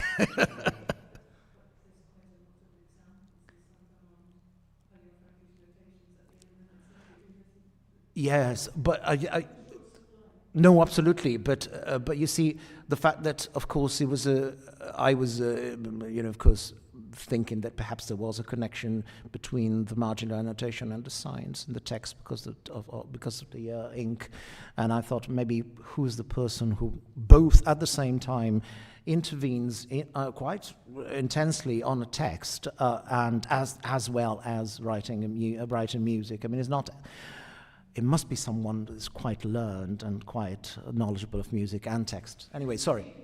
Yeah. Well, I mean, to be honest, I played with the idea of two melodies. Of course, I did play with it. Why not? I wasn't quite convinced by any of my trials in reconstructing polyphony. There was a time in my life when I did reconstruct early 10th century polyphony.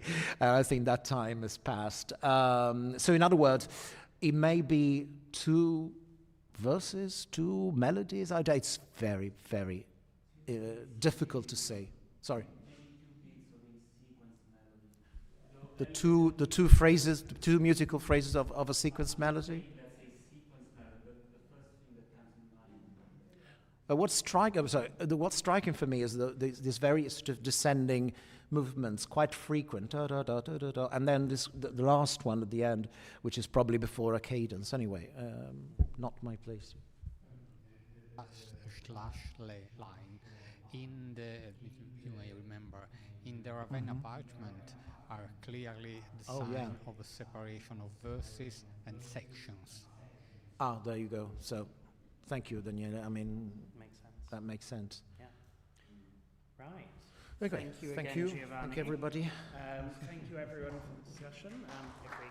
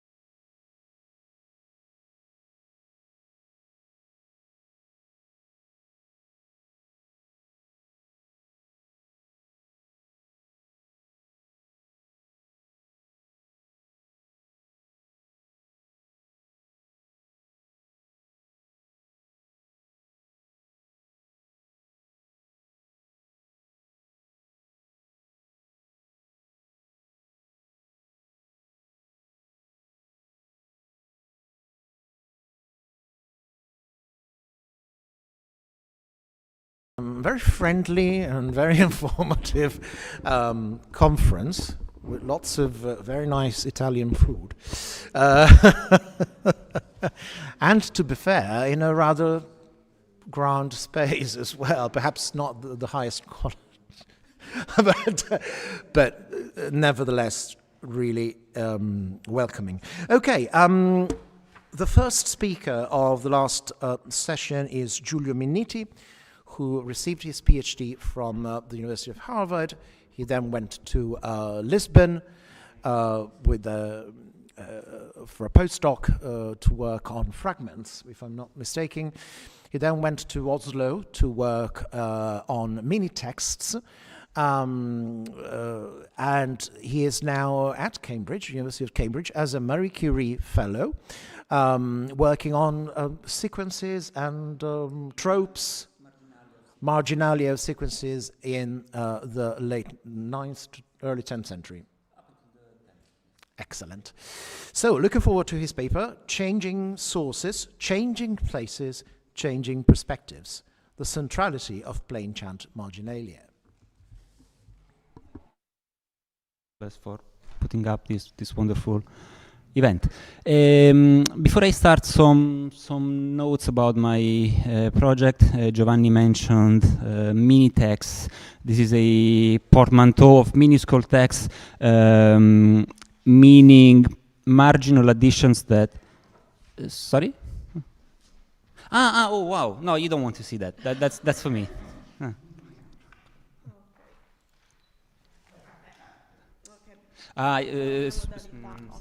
Dividere lo schermo, sì. Thank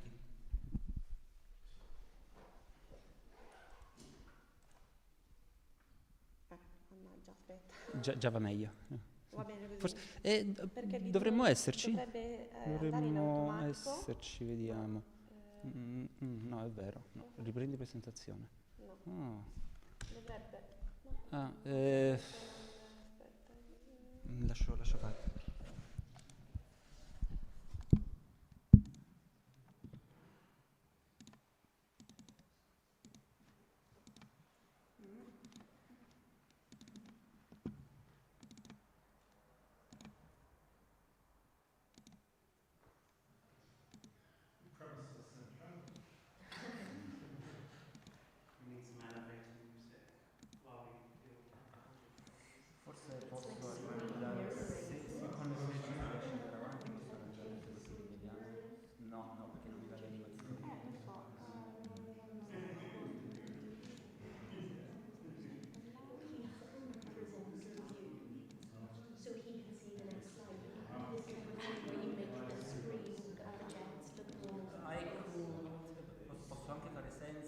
Qualche dato che mi ero annotato. No,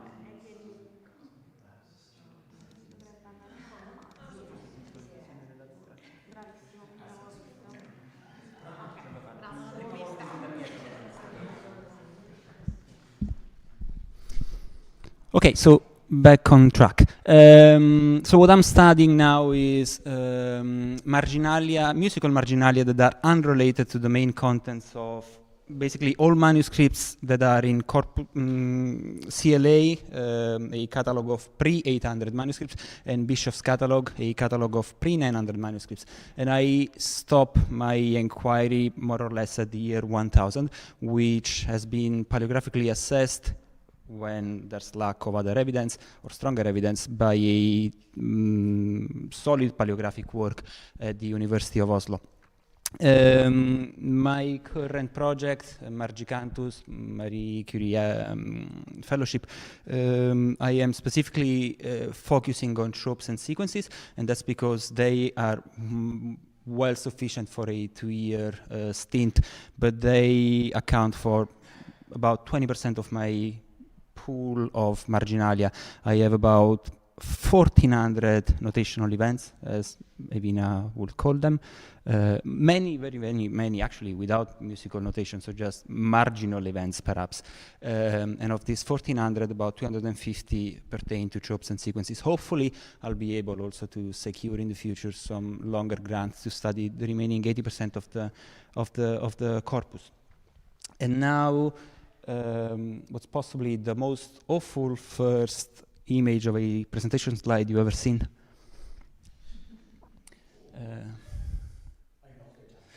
Awful, yes, yeah. It's not repellent, but it's strong. So yeah, so that needed some warning beforehand. What we're looking at here is what I know as the earliest non-hymnic text of a chant, which could date something like 6th century, maybe mid 7th. And it's a antiphon for Palm Sunday. It's here, the hand is rather uncalligraphic, but it's still extremely telling, I think, of the simple fact that someone earlier than year 700 recorded such a chant in a manuscript from North Italy. This chant was only previously known from 2 other sources, one being the Manuale Ambrosianum, the edition of a 11th century Ambrosian manuscript. And here you can see the kind of hieratic and very important late 19th century, early 20th century editions, where you visually are confronted with something that demands importance. And here is the text, Venite omnes adoremus thronum, and so forth. The second source is basically contemporaneous to the edition, but it's a primary source because it's again a Missale Ambrosianum of the actual Rite of Milan, and it's 1894. And here we have it here. Again, always for Palm Sunday, so the same time. The text is slightly different, but you can expect that in more than 1,000 years of existence. So what I think there's 2 interesting things about this testimony, this almost late antique testimony of plain chant. On one hand, we have the fact that it has survived, and it crept underneath the surface of sources for at least 500 years, from the late antique, early Middle Ages, marginal annotation to the 11th century source that Magistretti edited. And the second thing is how that new evidence changes the sources. Like, then again, if you look at the 2 edited sources, they're these very serious, very positivistic, very rational things that have you thinking this is serious matters. Saying going with the Ambrosius in Tronum and so forth. Whereas the earliest attestation we have is this horrendous bit of parchment. So in this sense, I think that marginalia can change sources. Another way that marginalia can change things up is by changing places. And I'm now going to say something about what Peter Dronke and David Howlett, 2 very respected scholars, have described as a Welsh sequence, because it appeared in a Welsh manuscript, and then they edited and studied the text. It doesn't have musical notation, but they brought to a great deal of study this allegedly extremely important text, because so far it was only known from this Welsh source, Arbor Aeterna Diva Sum Apostolorum, and so forth over there. But when I say we, I mean the Oslo team, found a second unknown testimony here. Here and there. And even UVs don't really help much, but it took us a good deal of 3 working days doing nothing but trying to get bits of text. Of course, what got us to know that this was this text is the bit of 2 and something lines that are better preserved on the verso. This is midway through the sequence, and knowing what the text was and having identified the text, we could then work our way through the bits that you can really barely see. So we only had A maybe, and bits of syllables and so forth, but enough to say that this is the same sequence, which then is not anymore a unicum in a Welsh manuscript, but becomes attested also in a North Frankish source from North France. This source is allegedly slightly later than the second half of the 9th century source, Welsh source. This is 10th century from what you can say, from what we can see. So it's definitely later, but the fact that it now also appears in a Frankish source is enough to suppose that the Welshness of that sequence is not granted anymore. So again, we're in a sense, marginalia can change places, and I'll get back to that later. Changing times as well. I didn't put times in the title, otherwise it would have been too long. But here we have a Christmas trope, Odi Aeterni Patris, that was only previously attested in 2 Bavarian troopers. This is Bamber 6, and this is, so not a trooper, but this is Bamber 6, this is the Bavarian trooper, Oxford Selden Supra 27, second half of the 11th century, both of them. And we found the same part of this trope in this marginalia, also from a manuscript in Bavaria.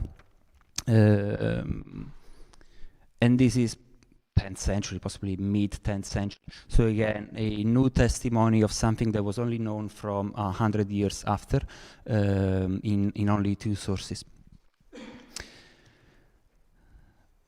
I can now get to the longer and perhaps more important part, changing perspectives. This is a final flyleaf of a manuscript, possibly from Corbie, definitely from northern France. And when I relate to all these source informations, they all come from the expertise, oftentimes, almost always from the expertise of Bernard Bischoff and the information provided in his catalog. So what we have here are a set of tropes and a prosula. This cantus window here is part of my currently undergoing indexation for a new branch of cantus that will be out at the end of the Marie Curie project, which I've tentatively called Corpus Marginalium. So I'm now uploading on Cantus all my marginalia. They are still closed to the public, also because otherwise I would be showing material before the Oslo project ends. So there's a bit of overlapping there, but it's going forward, and it will eventually appear in a year and a half. So again, the highlighted part here is this trope for the tropes for this introit for John the Baptist. The numbers 33, 15, 16, and so forth are the numbers that were given to these single tropes in Corpus Troporum. Corpus Troporum Volume 1. And when you have series of tropes like this, then if you've used Corpus Troporum in your work before, you know that the way these numbers, these tropes make up a trope set can help you identify their provenance, their history, how rare or frequent they are, and so forth. In the case of this trope set, the consequential numbers here are only found in one other Aquitanian manuscript, which is BNF Lat 887 that Catherine spoke about earlier. So full 11th century. The Corpus Troporum editors say post 1028. I'll just leave it there. So again, we have the same trope set, the same ordering of numbers in a manuscript that's not Aquitanian, that's way earlier. I mean, the manuscript is earlier, but even the marginal event, so to speak, the hand that wrote this is quite earlier by at least 50 years, possibly even more. If we focus on the 2 rarer tropes in this trope set, first one being the very the very first one, deuterogeneticisme, this has two separate lines of transmission.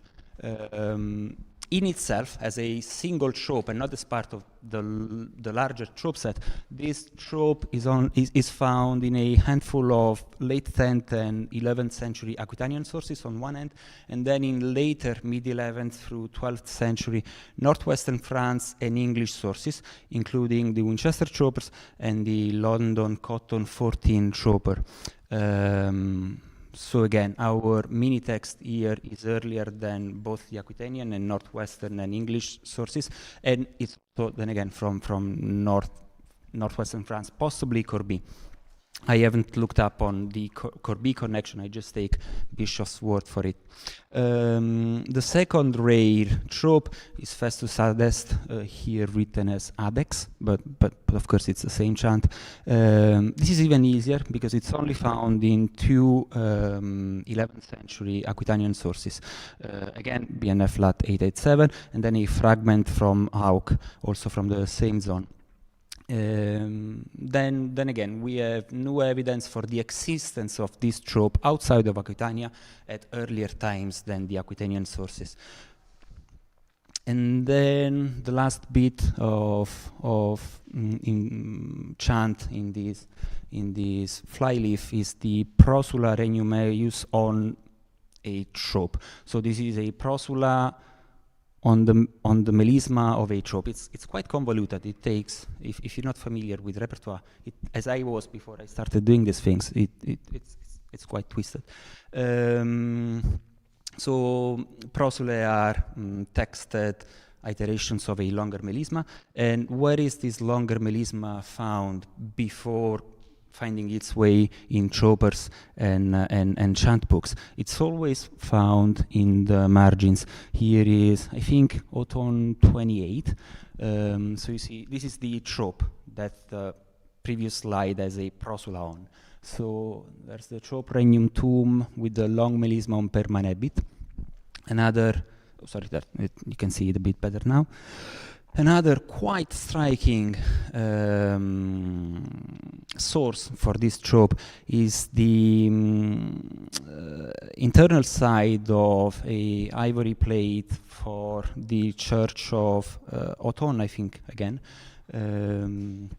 It's such a striking document in itself, yes, around the turn of the millennium. There's no better reproduction to be found online, and I always, mi riprometto, I tell myself all the time that I should ask BNF for some better reproduction, but for now all I can show you is this pixely zoom in. You can at least see it's regnum tuum and per, and so the melisma on per. So then again, with this slide I wanted to stress how the trope itself is first found at the turn of the 10th century, mid-10th, turn of millennium, as a marginal thing. And then we have the prosula on the trope, again, that follows the same history that we see in common for the whole marginalia. Because if we then go and have a look at the tables of Corpus Troporum 12, we can see that the only sources that have this prosula, Regnum eius, Magnum, Podesta, Silius, Alta, and so forth, are all Aquitanian sources, and all, then again, quite later than this. So what are the conclusions that I make out of this? The conclusions are that these marginalia more often than not have unassuming looks, but they lead to assertive conclusions. The assertive conclusions so far, my working hypothesis is that marginalia record things in non-musical manuscripts. That's something I overlooked saying. All these things appear in non-musical manuscripts. If they appear in musical manuscripts, they're out of my game. I don't record them because they're connected to the music book. I only record things that are unconnected, and thus in non-musical books. So the assertive conclusion that I get out of these things, and I've amassed enough now that I can see a larger overarching idea, is that these new repertoires were accumulating in the margins well before they could have a place in actual chant books. And what has happened more often than not is that Aquitanian chant books are the earliest ones to pick up those new chants, those new repertoires, and bring them in the center of music books. Marginalia show us that that music was existing by quite some time. It was just not noble enough. If we think back to the Manuale Ambrosianum and the Missale Ambrosianum, they were not noble enough by the time they were written down as marginalia to also be recorded in music books. So much so that also the negative evidence is true, in the sense that you do not find the main corpus of the mass chants of the Gregorian repertoire. So you don't see graduals, you don't see tracts. Of the 1400 records I have, no more than 5% pertain to the proprium missa. Yeah, and I think it's a very telling evidence. To finish off, again, another instance of, I showed this, now there's the zoom in. This is second half of the 9th century. Prudentia, prudentium et rector orbis, and so forth. It's a Gloria trope. Gunilla Iversen had a essay about this, describing it as a exceptional trope from Mainz, because it first appears in the troper that Henry Parkes worked on from St. Albans in Mainz. Henry himself was puzzled about this and said that there was not much grounding for her take. It's on his monograph on the Ottonian Church. This marginalia validates his impression, because this is, again, probably from Corbie. This is mid-9th century, so a good 70 years before the Mainz troper. And also, critically, this is the earliest instance I can find of a Gloria trope. So then again, very unassuming looks, but I think, and I hope I'll be able to prove in subsequent years, also very assertive conclusions. And thank you.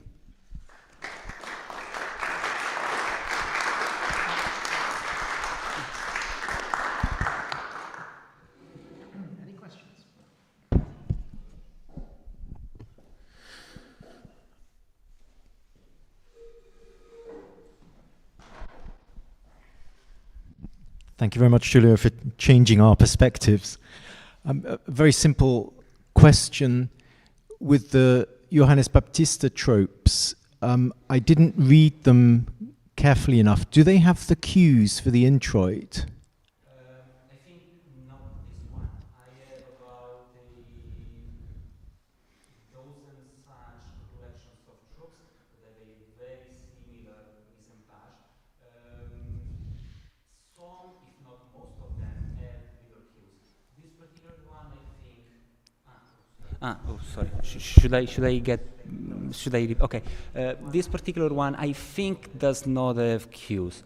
When I say I think, please cope with me and with the fact that I have more than a lifelong of work can allow working on. Also, looking at here, I don't see any hint, but it is found. I mean, cues are found elsewhere. Also, the fact that the prosula starts here. Can you see the pointer? No, but the prosula starts here, so the hand is the same. Here the ink is faded out, but if it weren't for the fact that it faded out, you wouldn't even realize that a new chant is starting here. Also, this is a trope for an intro, this is a trope for a Gloria, so there's really it's continuous. You can't make out that a chant is finishing here and then a completely different one is starting here. So in this case, there's no cues. But cues, when it gets to these things that are probably recordings from libelli, you do have quite often those cues. So just very quickly, did the scribe remove the cues, or the cues were not in the exemplar? I assume he took them from granted. I mean, so I assume he was confident enough that in this recording he didn't bother putting the cues. So is it a That's my trope? assumption. You need to. So is it a trope here? Yeah. Because I've seen enough of this that I can say it's nothing but that.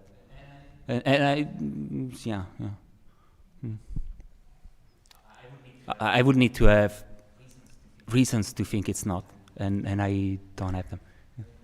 Any other questions? When you have just a single text, do you have any explanation as to why that gets written down? By single text, you mean a unicum? No, just one line. One line, as in the case of here. Let's see the whole page here. That's a €1,000,000 question. The most likely explanation I can give is that there must have been a level of scribal pleasure in writing things that you clearly enjoyed. If the scribe didn't enjoy, if the first scribe didn't enjoy this bit of new chant, he wouldn't have written it down. In the case of this later scribe, also the same scribe, probably the same scribe as here, writes the incipit of a Paternoster, which is the quintessential pen trial. So you can say they're both pen trials, but whereas this is the most common, and you do to keep you good for life that's about to come, this one does quite different things. It tells of the fact that this chant existed, that this scribe knew it, and that he likely enjoyed it. Because I can see him having been forced writing this, as if it were the whole Moralia in Job that you pointed to us yesterday. And also a later scribe thought it was good enough to use it as a scribal exercise in his own term. These things also very often happen, and I've presented about those as well. These are what I call, if they had neumes, I would call these a pneumatic cover, as in, pop bands and covering all the, but these don't have neumes, so but this pen trial has definitely been triggered by this earlier entry. It's a very murky sea to navigate. Well, I'm not. It's not really a question, although I'm interested in your reaction. But I mean, one can feel that this is a vertiginous experience, because things that we thought we might know about where particular trips and sequences came from are just disappearing quite fast. But I just don't know what your sense of that is. From great documents, great responsibilities. I hope I'll be able to do something conclusive enough by the end of the Marie Curie. The time is definitely not enough. I'll have to deliver a monograph, and I've started amassing the data. Now it's a matter of translating that hard data into a monograph. But yeah, it's overwhelming. It's absolutely overwhelming. Any other questions? Can I just say, I mean, I totally agree. You said something before Susan's question at the end of your response to David, which I think is absolutely true, and that's what I've observed too, which is the triggering effect in pen trials and marginalia. I mean, here we see at least one in one sense, which is the reproduction of prudentia, prudentium, etc. So that's also been triggered by presumably by the early one, and then the Paternoster, and that's a phenomenon that I've been observing. It's so frequent, this kind of association kind of. And so I've only got one question, which is the dating of this Gloria trope. You said it's mid-9th century?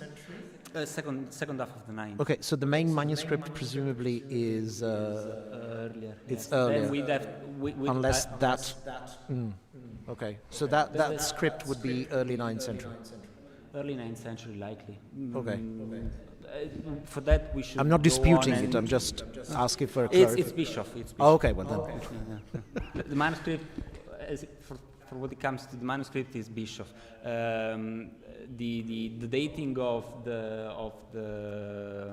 mini text itself, in that case, is the work of the paleographers at the Oslo project, which are very good paleographers. I was providing dating for the neumes whenever I could, but as you know much better than I do, it's often impossible, if not, I mean, extremely difficult, if not impossible. I was very often deferring to the textual paleographers. Which is also rather, in turn, is quite impossible. For the hardest cases and the most important, I then go and ask David, and he's always kind enough to provide this dating. And once, then ipse dixit at that point. Could you go back so very quickly to the first fragment, the most beautiful? By the way, let me allow. This allows me to say, please, these are not fragments. These are marginalia. Fragments are broken books. Marginalia are a whole different story. Sorry, it's just that the first one looked like a fragment. You can have marginalia in fragments, for sure, yes. No, but anyway, I mean, your transcription, first of all, you said around 700? Earlier than that. Lowe says... is it in the CLA? It must be CLA, yeah, because this is a 5th century manuscript. It's Polish. Okay, so the dating of this edition is in the CLA. Yeah. Oh, okay. So it was done by Lowe. No, that's fine. But the other point is actually the Latin is incredible. I mean, it's obviously incredibly. Well, I mean, one would say it's corrupt, and the other one would say this is the Latin that was actually of the time. Antiphonum, de adventu, venitia remonstrant, and then dominationensi. The dominationenis. Dominationenis. I mean, and so this is northern Italy. You said possibly. Possibly. So the manuscript is Northern Italy. It's a Augustine de Fide, Northern Italy, and it, matches the chant itself because it's only found in these 2 Ambrosian testimonies. Right. Anyway, incredibly interesting, fascinating. Thank you very much, Julie. If there's no other question, thank you. And oh yes, please. Sorry, I didn't. I have the great pleasure to present and to introduce. Julia, don't forget your fellowship. Introduce the final speaker of the conference, who was actually going to be one of the first speakers, and she's actually going to be. Oh, sorry, the final. There's a question, I think. True. There's still Giovanni Cunego. Oops.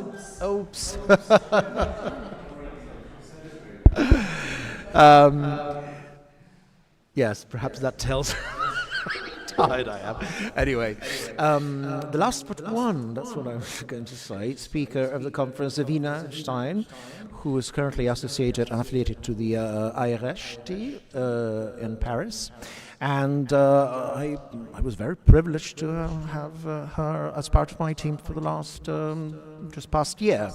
And her contribution has been absolutely incredibly important, which is that of going through, she will tell us in a second, but that of going through many manuscripts of Leonese provenance and finding all the different musical, actually I should say notational events into it. So thank you very much, Evina. Yes. This works? Yes. Okay, great. Very close, right? Okay.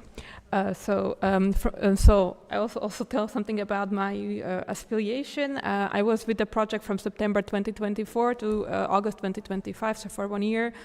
And I'm not a musicologist or music paleographer or even a liturgist. I was hired as a paleographer, so text paleographer. That's what I was doing. So I wanted to apologize. I don't know so much about things that we're talking about, and I hope you can help perhaps or sort of be lenient with me. And you heard a little bit already, or a lot actually, about the area of our sort of interest, sort of how it spans, and within that area, my research project focused on the region of Lyon. And because Lyon is just one city. And again, we had this before with Ravenna, and the question of such a very small area. I decided to define this region as the entire diocese of Lyon, okay, which is a bit larger and has more institutions. So when I will be referring to Lyon and Lyonnese, I'm talking about not just the city, but the entire diocese, okay? And so my primary objective was to identify non-liturgical manuscripts with a strong Lyonese provenance that contain musical additions and therefore could be used by music paliographers to study the early diffusion of musical notation in this important region, whose early musical tradition is not yet well understood. And this area is, whether we define it geographically, politically, ecclesiastically, or liturgically, abounds in many particularities that make it valuable as subject of study in music paleography. First, Lyon was one of the foremost centers of Christianity in Gaul since Roman times, claiming a pedigree that went back to the famous 2nd century martyrs and patristic figures such as Saint Irenaeus. The bishops of Lyon, keen to foster their spiritual primacy, cultivated distinct regional liturgical practices, and there is therefore a reason to believe that Lyon would have also developed a specific music tradition and possibly a discernible notational style, as was postulated by some. And indeed, Lyon is one of the rare places from which we possess early written evidence regarding the diffusion of chant in the Carolingian period. As you all probably know, in the 810s, Diedrat, appointed Archbishop of Lyon by Charlemagne, wrote a letter to the emperor in which he enumerated his many initiatives to reform the diocese entrusted to him by the sovereign in accordance with the Carolingian ideal.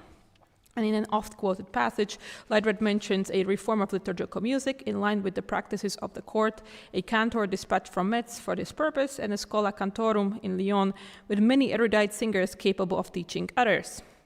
Whether Diedrat's reforming zeal may have already involved introducing some kind of early musical notation in Lyon is unclear, but it's not entirely unthinkable given that, as we will see, the earliest musical notation from Lyon can be dated already to the second half of the 9th century. Number two, Lyon also boasted a unique institutional landscape. Unlike in many other parts of the early medieval West, its cultural and religious life remained in principle an urban phenomenon even after the demise of the Roman Empire. Despite the political upheavals in the region, the urban book and literary production in Lyon remained uninterrupted between late antiquity and the Carolingian period under the aegis of Lyonese bishops and later archbishops. They, rather than the secular rulers, were the main political and social actors in the region up until the mid-11th century. Ancient monasteries existed in the Lyonese diocese since pre-Carolingian times. For example, the monastery at Il-Barbe, just outside of the ancient Urbs, and the monastery of Saint Claude in Jura, both founded in the 5th century, is a part of the first wave of Western monasticism in Gaul. However, these foundations never sought to emancipate themselves from the control of the archbishops, unlike in other places. And one must think always of St. Gallen and the bishops of Constance and how they were always sort of fighting for the control of the monastery. This never happened in the Lyonese diocese. As a result, the gravitational center of intellectual life, and therefore also of music production in Lyon, was never on the monastic front. Nor was there ever a single large center of liturgical and musical production that would overshadow the other ones in the region. Rather, a complex symbiotic ecosystem evolved in the diocese, involving the archiepiscopal seat in Lyon and multiple small to mid-sized monasteries spread throughout the diocese. And I should just stress, in this diocese, the largest monasteries are under 100 monks. So there are no large monasteries, nothing like St. Gallen or Corbie or something similar. Okay, so just small monasteries and the archbishop and urban center with urban book production. Finally, due to its geography and history, Lyon found itself at the crossroads of musical influences. Positioned at the confluence of the Saône and Rhône rivers, it served as an important gateway between the north and the south of the Carolingian Empire, its eastern, Romanized, and western Germanic realms. Famously, it also provided a refuge to Visigoths fleeing the Iberian Peninsula, from amongst whom hailed Agobard, perhaps the most influential early medieval archbishop of Lyon. Agobard's predecessor, Diedrat, was a Bavarian who spent many years at the Carolingian court and continued to foster the relationship between Lyon and Bavarian ecclesiastical institutions while in office. And another Carolingian appointee, Remigius, was a courtier of Charlemagne's grandson Lothar, bringing with him influences from the north. When it comes to the musical writing in the Diocese of Lyon, we can thus expect to find an admixture of different regional influences. The early sources for music from the diocese have been studied in part by Solange Corban and Christelle Cazot. However, they focused almost exclusively on notated liturgical manuscripts, which are relatively recent in date. While elsewhere, such books have survived from the beginning of the 10th century. The oldest identified Lyonese liturgical book containing musical notation, which is a fragment of an antiphonary, currently preserved as a fragment within, in manuscript 1742, dates only to the 11th century. And as can be hopefully gleaned from this close-up, notation was added later, and possibly only towards the end of the 11th or at the beginning of the 12th century. The oldest surviving liturgical book designed to receive notation, so properly noted manuscript, is Lyon 537, which has a similar late date. The surviving liturgical material is thus very late compared to other regions, despite the early date at which, as we have seen, Carolingian musical tradition was introduced in Lyon. We can assume that such books had either existed but perished, they had existed but perished, so that we lack notated liturgical manuscripts corresponding to the first 2.5 centuries of the presumed availability of the technology of music writing in the area. Fortunately, we have earlier evidence of music writing from the Diocese of Lyon in the form of musical editions and notation added to non-liturgical manuscripts, some of which can be dated quite securely as early as the 9th century. One famous example is the poetry Florilegium Paris Latin 2832, produced in Lyon around the mid-9th century, which contains the Carmina of Deacon Flores, and I don't know whether I need to introduce Flores of Lyon, and 2 of these Carmina were equipped with musical notation still in the 9th century. You see them here. There's also another example, also quite famous, which is Paris Latin 8093, which is another poetic Florilegium, this time executed in extra-Iberian Visigothic minuscule.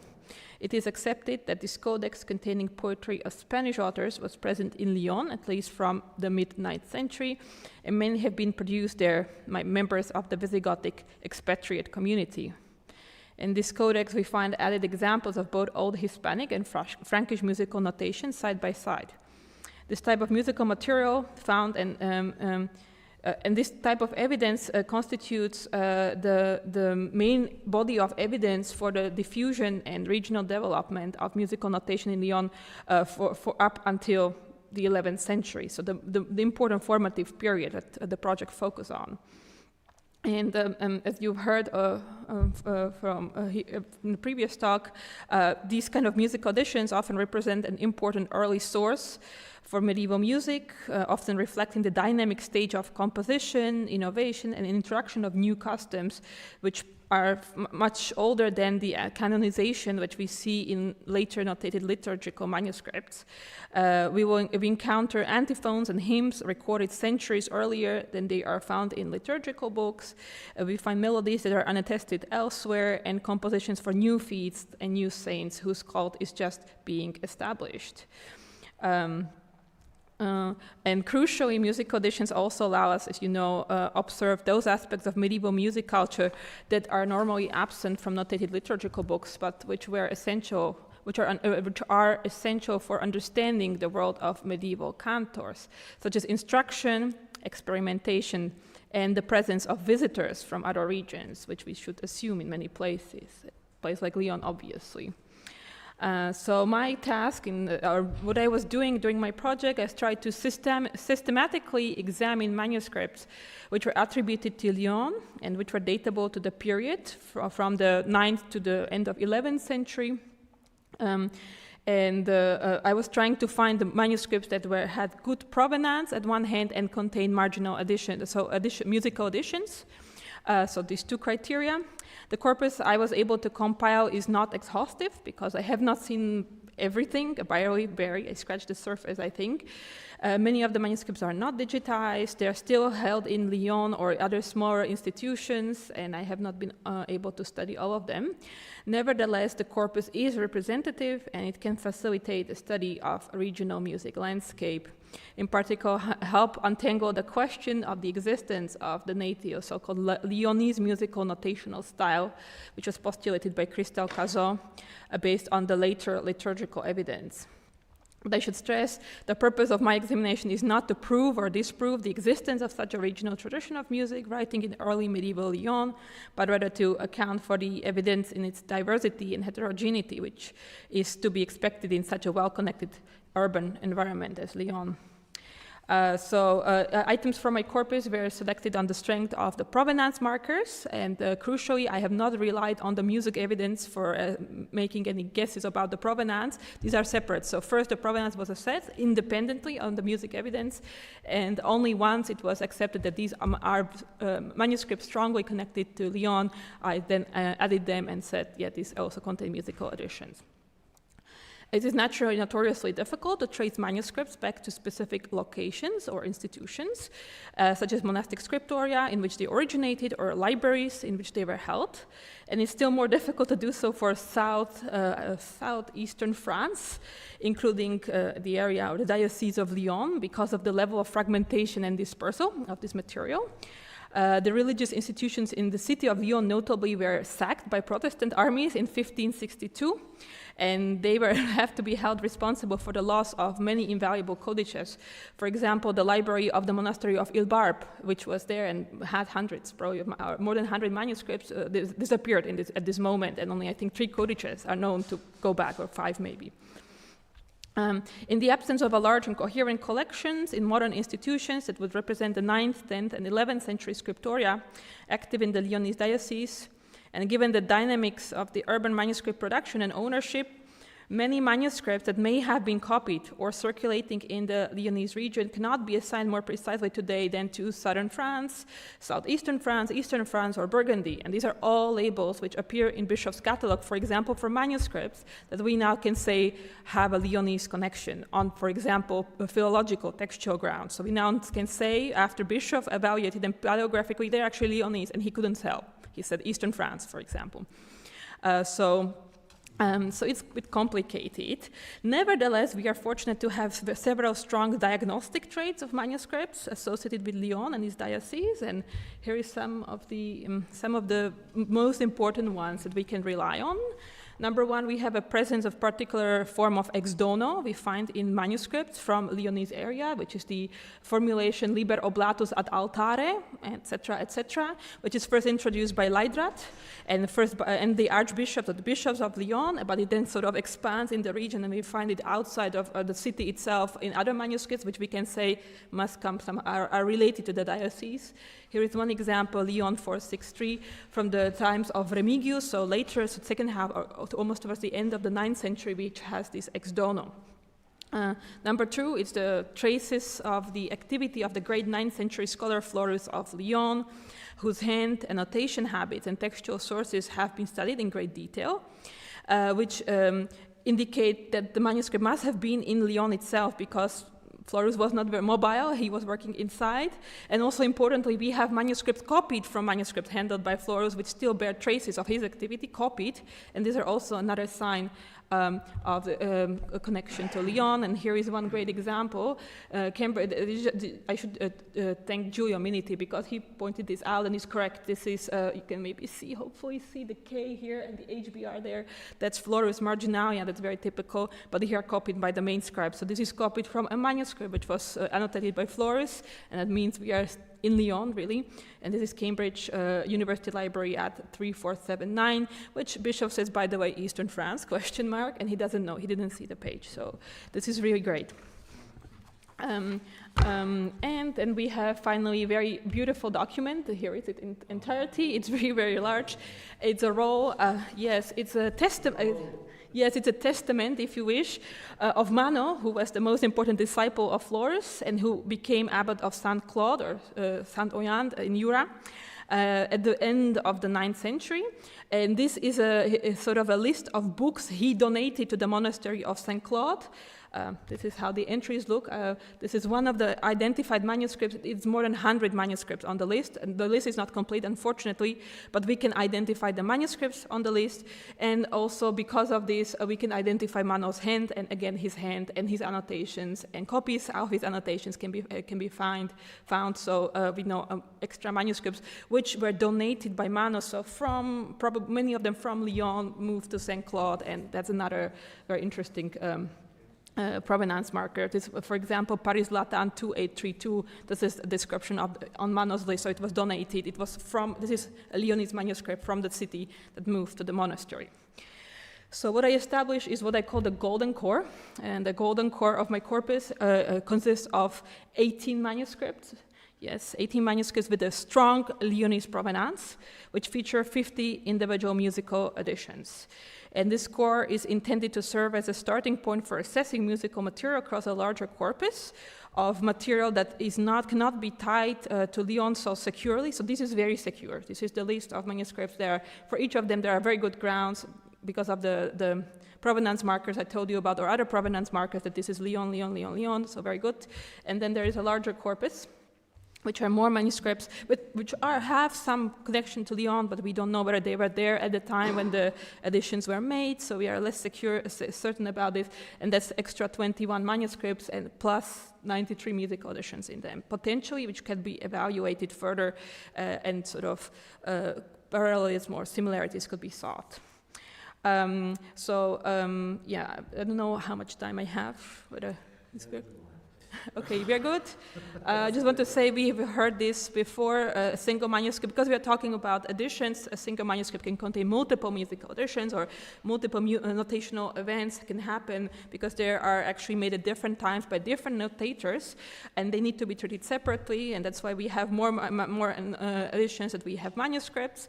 And this is one example, the manuscript I just mentioned, Paris Latin 2832, so the one that was in the hands of Mano of Sanoyan, and which is the Florilegium, containing one of the oldest evidence for music writing from Lyon itself, has actually 3 different editions. There are 2 editions from, I don't know whether I can use the mouse. No, that doesn't work. First 2 here are added in the 9th century, which looks like by the same annotator or notator. These are 2 of the Carmina of Flores. And then towards the end of the manuscripts, we have the Cantus Sibylle, the very popular sort of composition which begins to be notated since the 11th century, if I understood correctly. And it's very clearly notated by somebody else, and I should say this is Italian notation of some sort, but I don't know what kind, and people sitting here in the, oh no, and Sarah is gone, okay. No, somebody here should tell me what it is, because I don't know, and I think, yes. Yes, it is the only example, so this is an example of manuscript which is very Lyonese, and it sort of presupposes that whoever is using this Italian notation is inside the city, and it's a great example of that movement of cantors or some music scribes this is a person coming to Lyon, somebody who has knowledge of Italian notation. Yes. Oh, okay. Yes, somebody, if you feel like having a look at it, here it is. Okay, yes. Yes, can we move on? Okay, we will, okay. So the editions I was talking about functionally can be classified into 4 categories. Oops, and where did I go? No, that was my fault. Oh, where did I get, sorry guys, I moved too fast here. Wow. Okay, sorry guys.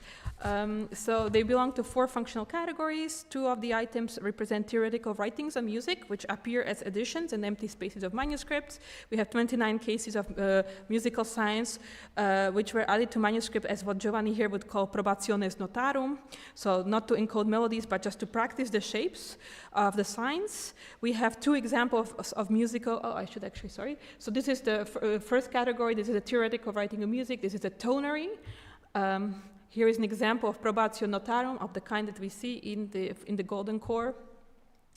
We have these, the two examples I mentioned, the two poetic florilegia, Paris Latin 2832 and Paris Latin 8093, which are sort of non-liturgical manuscripts with additions to the poetry. That's a separate category. And then the largest category are liturgical additions, which we see the short sort of chant with added musical notation. And importantly, we have both text and melody, and that's majority, but we also have examples of melodies without text, 21 items, which we have only string of signs without any melody.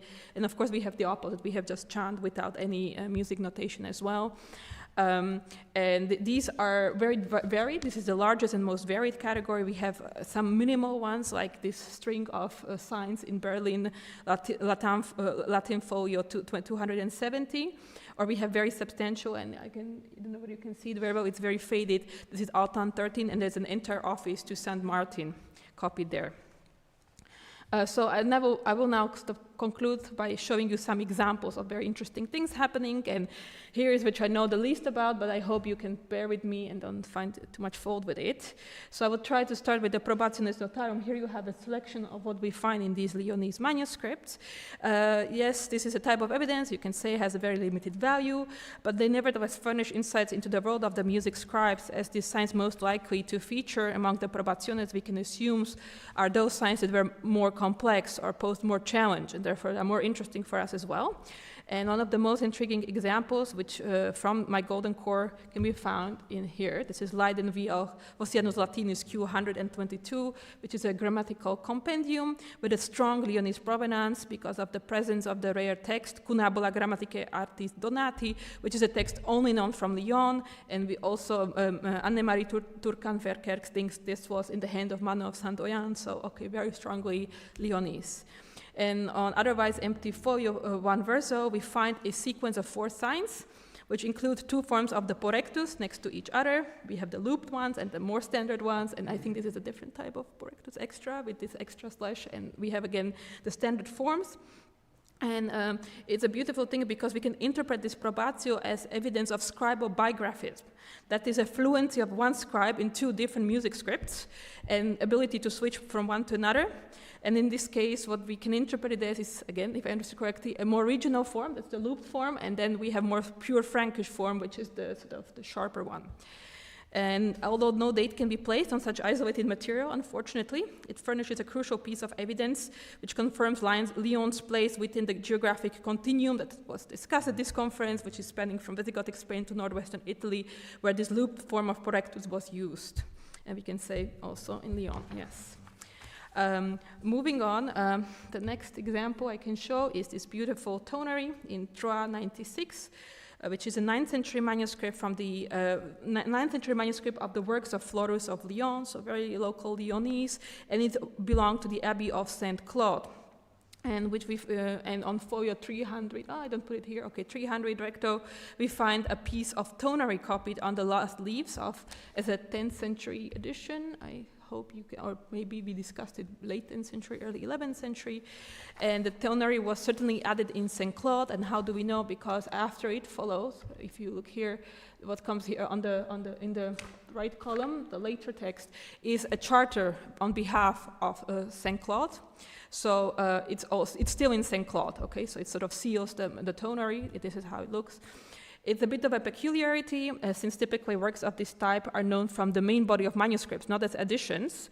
However, we lack such texts from Lyon altogether. This is the only example of a tonary from the region, and it appears as this edition only. Unlike the 2 notated poetic florilegia from Lyon, this St. Claude tonary is yet another cornerstone piece of evidence for the early musical practices of the Lyonese diocese, because of how St. Claude is very closely connected to archbishops in Lyon. Basically, if you're a good boy in Lyon, then you get awarded the abbacy of St. Claude. So and there's always a traffic between the 2. It represents the most substantial body of musical notation with Lyonese provenance, predating the earliest surviving notated liturgical manuscripts. And indeed, it has been called as an example of the so-called Lyonese notation. And indeed, displays some very interesting traits, such as the theta-shaped torculus. I hope it's okay to call it this way. So that was, again, I assume Marcus was talking about this. This is the South Frankish bit, and there are also some interesting parts. So we have two types of climacus. I hope you can see it. That's the bottom example, that you have two of them. And more interesting, you have also, you have this other sign, which I should point out in the middle. You have these three rising notes, that are written as a sort of wavy stroke, and apparently I understood that's also rare and very specific. Here is another example, yes, from the realm of the liturgical editions. So here's one small selection of what we find there in Lyon. And here is one. I will talk about two, and maybe I will stop there. In Paris Latin 17159, which is a manuscript of Isidore, which was produced and kept at St. Claude very continuously, so again, very strong provenance in the diocese. We find the hymn Christe Redemptor Omnium for All Saints' Day copied on the empty external folio. And I would date it to the 10th century. I hope you're okay with that. I have some details, but we can have a look at it. It's the oldest attestation of this chant, and it predates its attestation in the liturgical books by a century. Again, it has some very notable traits, such as the theta-shaped torculus. I hope you see it here, a little bit sort of skewed. And it again, I understood again two types of climacus here. I hope you can see there's a dotted, the unconnected and the connected one in the same text. So again, it looks a bit similar to the toner. A different example, again, strong Lyonese provenance, is this manuscript, Paris Latin 2460. It's a codex of an unknown origin, transmitting an unedited and otherwise unknown commentary on Psalms, very mysterious commentary.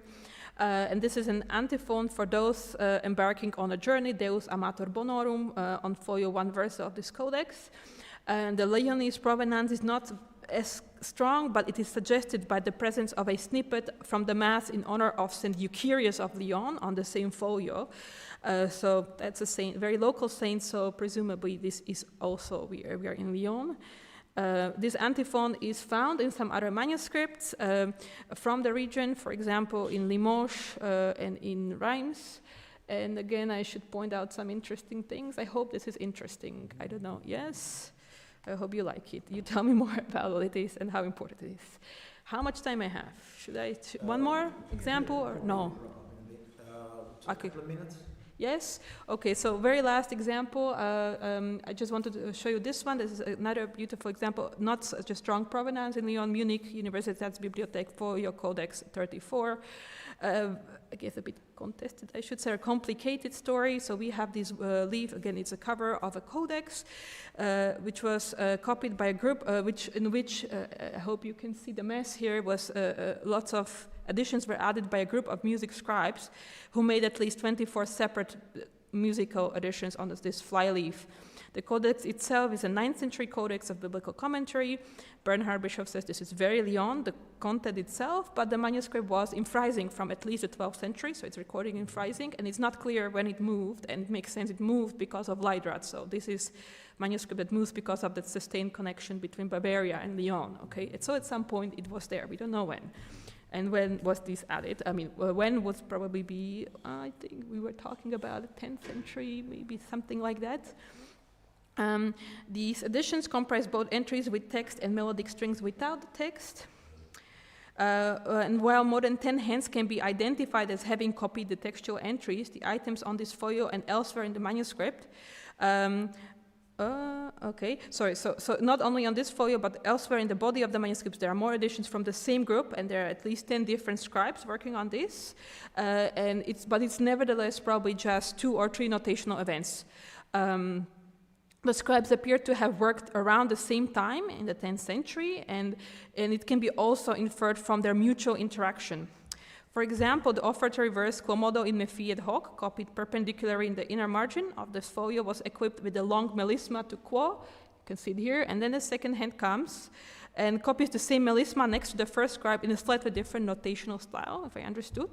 And then the same offertory verse and melisma were also copied elsewhere on the folio by a third music scribe. In other places of the same folio, we observe a similar repetition of chants and melodies resembling a practice. And perhaps the best way to contextualize what is happening here is that this is pedagogical context, and they are so learning from each other. And this is where I would like to finish.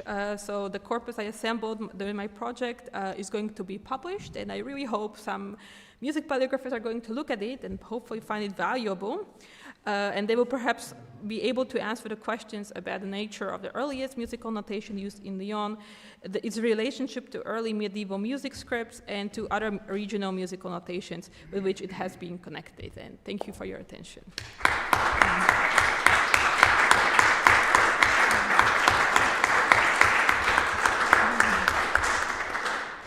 Thank you very much, Avina. I love such an example of really solid methodology and bringing up so much interesting material. Is there any question?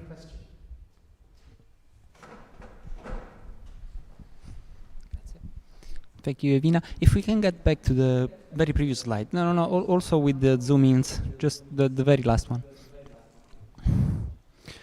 So to begin with, we have the same slashes that we had on Valenciennes as well at the beginning and midway through the Quomodo. So there's still. The second thing, I know you're not a musical paleographer, but I cannot help getting back to the new information I gathered from you that Leidrad came from Bavaria, and indeed many of these Lyon mini texts, they at first tricked me into thinking this was actually East Frankish notation. So mostly because of the slant. The slant, even if you didn't know any better, you would say East Frankish neumes, and then you find the theta, you find the special neumes, and then you see there's more going on.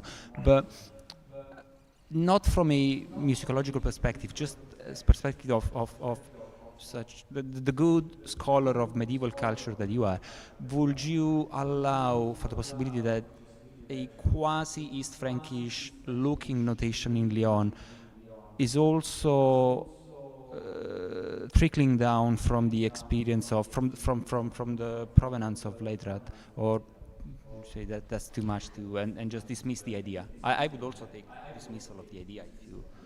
No, not at all. I think this is, I should say, we discussed this with the project a lot, like which way is this going? And I think there were lots of theory. We saw, I mean, people told me they saw the same thing, first look like East Frankish, and they look a second time and say, wait, there are loops. I remember there were some very strange loops, and they were like, oh, this is crazy. And I think one of the theories we had was maybe this is somebody from Lyon in Freising. Yes. Right? They're sending somebody, which is also a possibility, because some of the hands are very purely, look East Frankish, very purely, and the others are like, yes, and oh, yes, this looks more Lyonese or not from there. So, and yeah, I mean, again, if you consider these are possibly masters and students, so there is some exchange going on maybe. So that was something we considered, I remember. I don't know. I don't know whether there can be a final verdict about this folio, which is hardly legible, and there's a lot going on there, yes. And I should say this is top 3 of my wildest documents also. So, Oh, okay. Thank you. Any other points, David? Am I right in thinking, Avina, that you don't get musical marginalia in early manuscripts from Lyon? Oh, the very early ones. Yes, there is one, or yes, not in the strong corpus, the golden corpus. No, but there are some. Yes, so there is. Wow, I remember which one is it in Altan now. There is one in Altan, John Cassian. Right. I don't remember which one is it, and that has musical marginalia, and quite a lot. And that I think is the only one really. Yes. But you haven't showed it. No, because it's not. Probably not Lyonese. Oh, because it's not certain.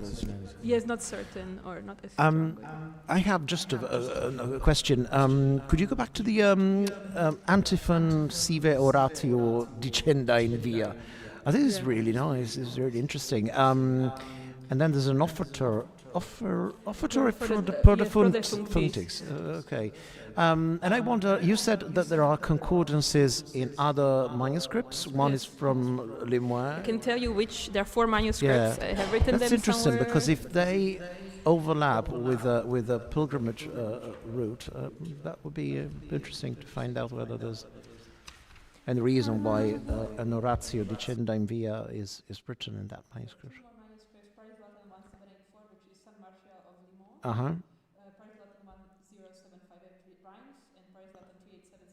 An Auxerre. Auxerre, okay. Auxerre, so that's, well, just a nice thing to think about. Any other questions or points? Well, thank you very much, Irina, for your paper.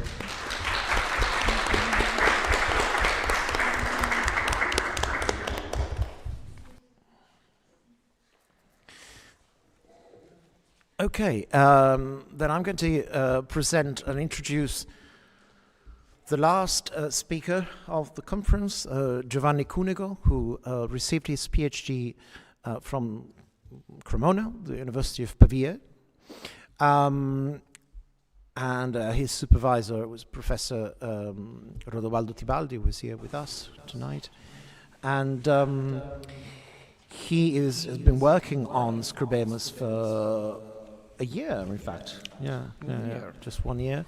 He's originally from Verona, and he has also a degree in composition, musical, from the Conservatoire of Verona. Yeah, and he's going to present on something which is actually, the black sheep, I suppose, of South Frankish, the South Frankish idea, which is the 2 notations that do not fit the picture of the South Frankish diffusion. So over to you.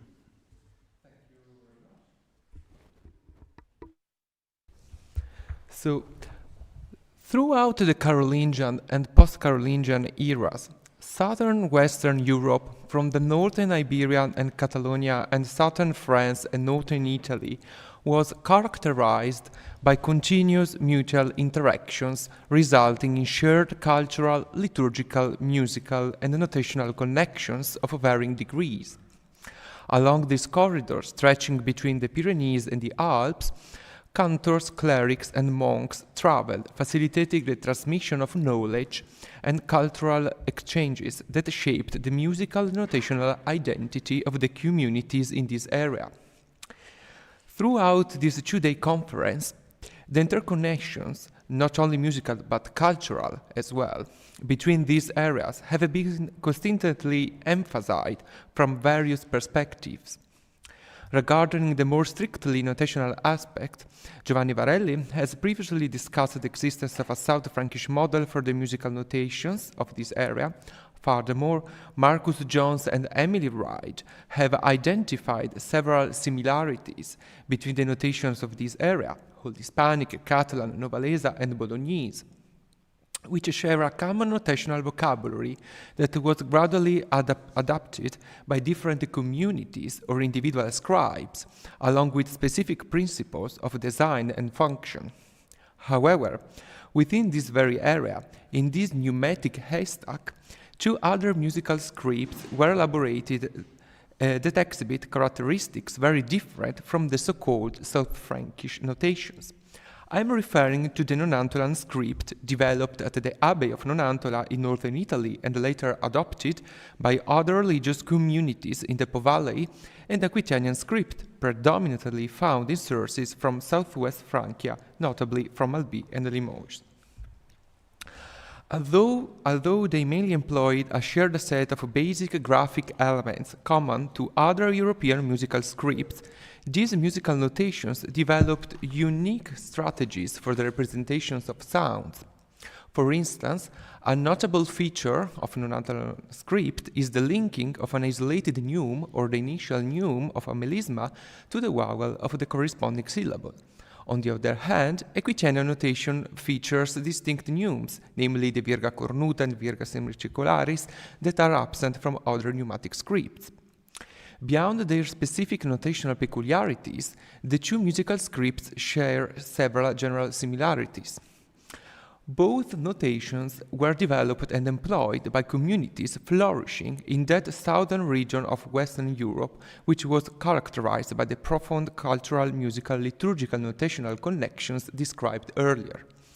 Despite being developed within that region, the two notations do not use the same notational design as the so-called South-Frankish notations. In fact, unlike other scripts from this area, looped neumes are absent from the Aquitanian and non-Antonal notations, and there is a restrained use of joined forms. On the contrary, there is a preference for the disjunction of neumes and an extensive use of dots. Both music scripts also reveal an interest in diastematy. In the non-Antolan script, for instance, neumes are placed around the line of the text, both above and below the letters, to indicate a melodic movement through relative diastematy. A unique characteristic shared by both music scripts within Carolingian Europe has recently been highlighted by Giovanni Varelli: the representation of a low-high melodic movement exclusively through a separated two-element form, in contrast to the majority of musical notation families that provided both ligated and separated representations, with the sole exception of the East Frankish family, where the disjunct form was not the norm for the low-high neume, though it could occasionally appear in specific contexts, such as two consecutive virghe in a vertical sequence. We should also recall the case of a Paleo-Frankish music script, where a single slash is used to represent two ascending sounds. In the case of Aquitanian and non-Antolan scripts, writing the low-high neume as two separate signs is not explained either by the coupure, the separation between signs that typically indicates an expressive nuance, or by the difference between pes rotundus and pes quadratus found in the East Frankish script. Instead, this unique feature differentiates them from other scripts because the separated form is their exclusive choice for this neume. Any expressive nuance is communicated through the specific choice between the dot and the dash as initial sign of the neume. To be clear, my focus here is not on establishing direct links, dependence, or influence between Aquitanian and non-Antolan music scripts. Attempting to determine any direct interaction would not only be challenging and complex, but also misleading, as current evidence does not support such a connection. Currently, the evidence does not allow for an analysis behind the identification of these similarities. Given the scarcity of the late 9th and early 10th century sources in both Aquitanian and non-Antolan notation, a systematic comparison of their notational vocabularies remains hard to put into practice. What is remarkable, on the other hand, is the fact that amidst this pneumatic haystack characterized by the South Frankish notational model, non-Antolan and Aquitanian scribes developed musical scripts that are both highly idiosyncratic and, in certain respects, surprisingly similar. The two notations, therefore, were developed and employed within that corridor stretching between northern Iberia and northern Italy, passing through the Alps and the Pyrenees, an area where South Frankish notation flourished, yet they share no similarities with that model. This leads us to reflect on the fact that geography is not a destiny, of course.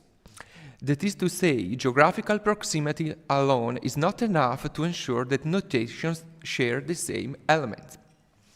What truly matters is the existence of communities in contact with one another. To put it differently, that there are scribes of musical cultures who actively share and appropriate, while also reworking the cultural, musical, liturgical, notational knowledge exchanged within the network. This does not mean, of course, that the communities adopting Aquitanian and non-Antolan notations were isolated from their surroundings, nor that they failed to participate in some way in the cultural networks of this southern corridor. Let us consider, for example, manuscript Montpellier Mediathèque Misola 4. This is a codex of 80 folios. No, it is correct. Okay. This is a codex of 80 folios that transmit Isidore of Sevilla's Expositio Pentateuchum. According to Bernard Bischoff, the codex was written within the third quarter of the 9th century by several scribes and probably at the Abbey of Gellone, also known as the Abbey of Saint Guillaume-le-Désert in honor of its founding saint, Count William of Aquitaine. The abbey was erected in 804, not far from Montpellier, in southern France, in an area traversed by connections and relations with the Iberian Peninsula in northern Italy, as we will see later. A note added to the upper margin of folio first verso and dated by Bernard Bishop to around the 10th century testifies that at that chronological point the codex must have certainly been at the Abbey of Gellone. The codex displays some musical additions in Aquitanian notation on folio 1 recto and 80 verso, that is, on the first and last folios of the codex. Today we will focus only on the additions of the last folio, which according to Bishop are also datable to the 10th century. Unfortunately, we do not possess any 10th century codex produced at the Abbey of Gellone, and therefore it is difficult to establish the chronological limits with greater precision. It is not my intention here to comment in detail on this folio or its Aquitanian notation. Rather, I wish to focus on the Vespers antiphons for St. Thomas found in the lower part of the folio. The first antiphon is Odecus Apostolicum. The Cantus Index database displays 17 concordances from sources almost exclusively related to the Iberian Peninsula, thus testifying to the circulation of liturgical chant traditions and repertoires between Iberia and southern France. The antiphon is also attested in manuscript 106 of the chapter library of Ivrea, an antiphonary from the first half of the 11th century, possibly produced in Pavia or Ivrea itself, thereby extending the web of relations to northern Italy. Furthermore, the antiphon appears in Aquitanian notation in manuscript 48 of the Bibliothèque Municipale of Albi, a 10th century manuscript with musical additions from the later 11th century, and also in square notation in a 13th century codex from the Holy Sepulchre of Jerusalem, now to preserve at the Musée Condé Chantilly. All the sources currently listed in Cantus Index post-date manuscript Montpellier 4, which therefore appears to be the earliest codex to transmit this antiphon. Finally, the antiphon is attested in manuscript from the monastery of Gellone, not yet indexed in the Cantus Index database. Manuscript Montpellier 4 demonstrates that the community of Gellone was familiar with liturgical material shared or soon to be shared with other communities in this region, from the Iberian Peninsula and to northern Italy. This occurred despite their adoption of Aquitanian notation, rather than a script sharing similarities with other notations of the area. For what reasons? Can we suggest motifs linked to a specific notational identity of the Gellone community? This is plausible, given that they continued to use it in the following centuries. Or perhaps it was also because the Aquitanian notation itself possessed graphic strategies that were better suited to the use of scribendi of those scribes. And these graphic strategies would later be adopted by scribes in the Iberian Peninsula as well, on a systematic basis starting from the end of the 11th century. On the other hand, the notation developed at the Benedictine monastery of Nonantola, located in the hearth of the Po Valley, not far from Modena, most likely possessed a strong identity-defining function. This notation was indeed developed during the 9th century. We find traces of it as early as the end of that century in the palimpsest manuscript Palatinus Latinus 862, and it remains attested in Nonantola codices through the following centuries until the late 12th century. Even with the advent of the staff in the second half of the 11th century and the beginning of the 12th, the monks of Nonantola did not choose to employ their monastery's notation. On the contrary, they adapted it to the musical staff. It is perhaps precisely because the Benedictine community of Nonantola identified with this notation that other forms of musical script were not systematically adopted. While traces of different musical scripts, including Frankish ones, are not absent from Nonantola manuscripts, these are mostly marginalia, later additions, or limited interventions. These not constitute entire codices, which, as previously mentioned, were consistently written in the monastery's own specific script, Nonantola notation. I'm thinking, for instance, of a manuscript Roma, Biblioteca Nazionale Centrale, Vittorio Emanuele, 1348, a codex produced in Nonantola during the first third of the 9th century, which transmits the canons of the Council of Aachen of 816. On the verse of the final folio, various hands from the following century onwards added several mini-texts, including some with pneumatic notation. In the lower portion, we see that at different times one scribe transcribed a Benedicamus Domino using Nonantola neumes, while another recorded several chants for Saint Sylvester, the monastery's patron saint.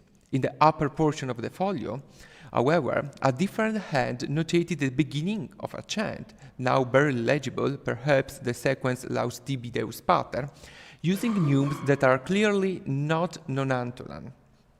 While this brief annotation is insufficient to draw firm conclusions about the use of non-Nonantolan notation by the monastic community, it nonetheless suggests that material recorded in other scripts could circulate within the monastery. Furthermore, it appears that scribes familiar with other notational traditions had access to the monastery's own cultural heritage. These non-Nonantolan notational texts demonstrate that while the community recognized a specific musical script as a core aspect of its identity, it was not closed off or detached from the surrounding context. On the contrary, a survey of the monastery's liturgical codices clearly demonstrated that the abbey was part of a shared network of liturgical material common to other North Italian and European communities. I am thinking, for instance, of the presence in Nonantolan liturgical books of Antiphone ante Evangelium, according to the Ambrosian use of Milan, a feature also found in the Gallican Rite, or the presence of tropes and sequences, widely attested both within the Italian peninsula and across the Alps. If therefore Nonantolan scribes do not seem to have embraced South Frankish influences, unlike other notators that work in the Po Valley community near Nonantola from the 11th century onwards, as evidenced by the well-known manuscript Angelica 123, we must nevertheless observe that Nonantolan notation succeeded in crossing the monastery walls and can be found in the use in other North Italian communities. Traces of it appear primarily north of the Po River, in an area that is outside the spread of South Frankish influences, with a few exceptions that I do not have time to detail here. These exceptions are located south of the Po, but their presence can be explained by the fact that the notation was employed in communities directly dependent on the monastery of Nonantola. As previously mentioned, Nonantolan notation spread throughout the Bergamo area and possibly Monza, but most notably across the eastern part of the Po Valley, north of the Po River in the Veneto region, at Verona and within the Venetian lagoon. In addition to the potential contacts between Nonantolan and the Veneto region, which were perhaps inevitable given the monastery's well-documented ties to Germanic imperial territories across the Alps, the transfer of notational knowledge and skills leading to the presence of Nonantolan notation outside Nonantola was driven by the fact that certain scribes recognized useful elements in that particular script to be assimilated into their own usus scribendi. While we have focused thus far on the relationships between these two notations and other pneumatic notations, especially South Frankish ones, we should now ask what the relationship is between these two scripts themselves and how to explain the similarities I described at the beginning of my paper. As I have already stated, it is currently impossible to identify direct contacts or dependencies between the two notations, as there is presently no evidence to prove such a link. Furthermore, it is not yet possible to identify other significant factors, cultural, institutional, liturgical, musical, that would justify direct contact between Nonantola and Aquitaine. However, this does not mean that things may not change in the future. Drawing on the philological concept of polygenesis, we might therefore suggest that the similar graphic outcomes reached by the two notations derived from independent graphic processes. The case of the low to high movement, consistently represented in a disjointed form, is nonetheless quite curious. It reveals that only for this melodic movement and only in these two notations does the coupure hold a neutral value. We must ask ourselves then whether this interpretation of the coupure, or rather this not interpretation, is something that can be arrived at independently. It is possible that the scribes working in two independent contexts would attribute the same neutral value to a low to high movement split into two signs, while the rest of Carolingian Europe's notators interpreted it in the terms of coupure. Personally, I do not have a definitive answer to this question. I believe, however, that rather than relying on abstract reasoning, the problem should be situated within the specific context in which these two notations were developed, namely, that Southern European corridor running between the Northern Iberia and Northern Italy. If this corridor facilitated the circulation of South Frankish notational knowledge, it may also have allowed for the transmission of other expertise, such as that regarding representation of low to high movement, which may then have been adopted and developed independently at times in Aquitaine and at the others in Nonantola. Within this Southern European corridor, Aquitanian and Nonantolan scribes followed, so to speak, alternative routes, independent and distinct paths that nevertheless led to some similar results. While we cannot reconstruct the exact graphic processes that led to the development of these two notations, we can, however, attempt to situate them within the broader context of Carolingian and post-Carolingian musical notations, particularly the South Frankish one. The fact that alternative routes were possible in this region of Southern Europe, as the Aquitanian and Nonantolan notations seem to demonstrate, does not call into question the existence of a circulating South Frankish model, adopted and adapted in various ways by scribes across the different communities between Northern Iberia and Northern Italy. On the contrary, it allows us a more nuanced and balanced perspective on this corridor. It should not be viewed as a highway without no exits or diversions where only a single model circulates, but rather as a notational ecosystem in which multiple possibilities can coexist. Thus, in this pneumatic haystack that is the South Frankish area, there are also two needles, the Aquitanian and Nonantolan notations. Understanding them is not a simple task. They are there, and if one is not careful when reaching into the haystack, they can prick. Fortunately, they not cause much pain, but they serve to remind us that beneath the hay, something unexpected and alternative can always occur. Thank you for your attention.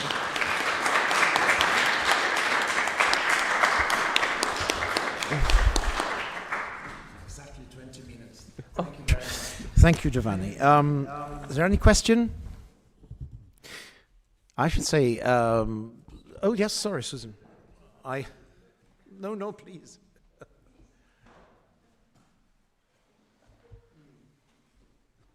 Logical question. For Nonantola, you have a notation which is developed in one place and mainly used in one place and a few other places.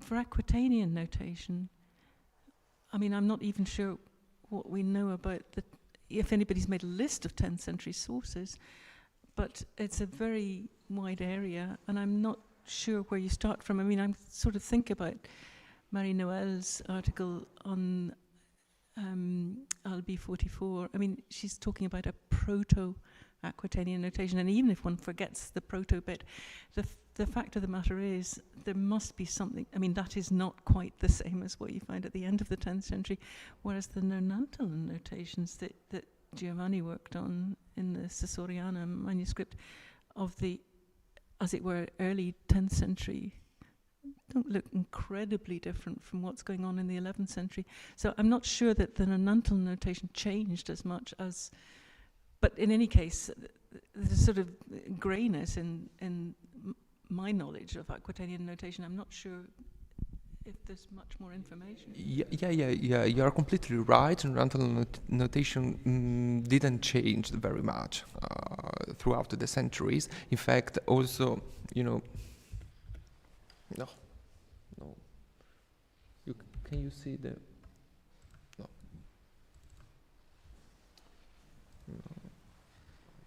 Why?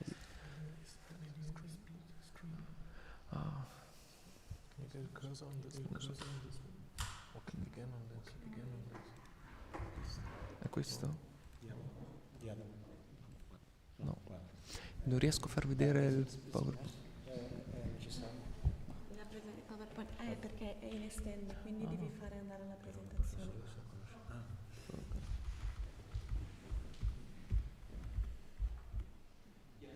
Yeah, in fact, also in this slide you can see one of the earliest example of nonantal notation and one of the most famous, and basic features of the notation remained very similar, and it was adapted to the stuff. Yeah, in the Aquitaine notation it is quite different because we are not sure if there was a main center where it was developed or not, and I agree with you that it changed significantly across the century. For example, the so-called Proto-Aquitanian notation doesn't use the dry point line, for example, that then becomes. So, do you think that this could?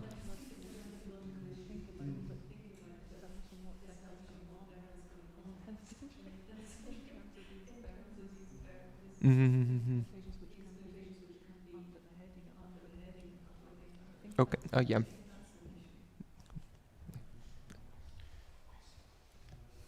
other questions? Yes. I mean, chronology, of course, is Yeah. very important.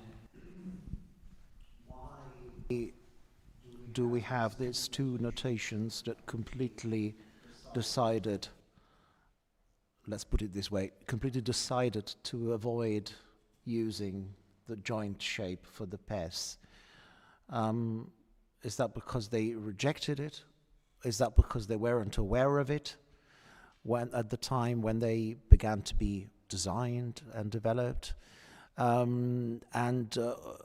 Because, of course, and the other question, of course, is why did they remain exactly, very faithful to their original shapes, regardless of having been surrounded by South Frankish or West Frankish or East Frankish even, you see. Anyway, but there's more work to do certainly on this topic, and if there's no other question, perhaps we could thank Giovanni very much for his paper.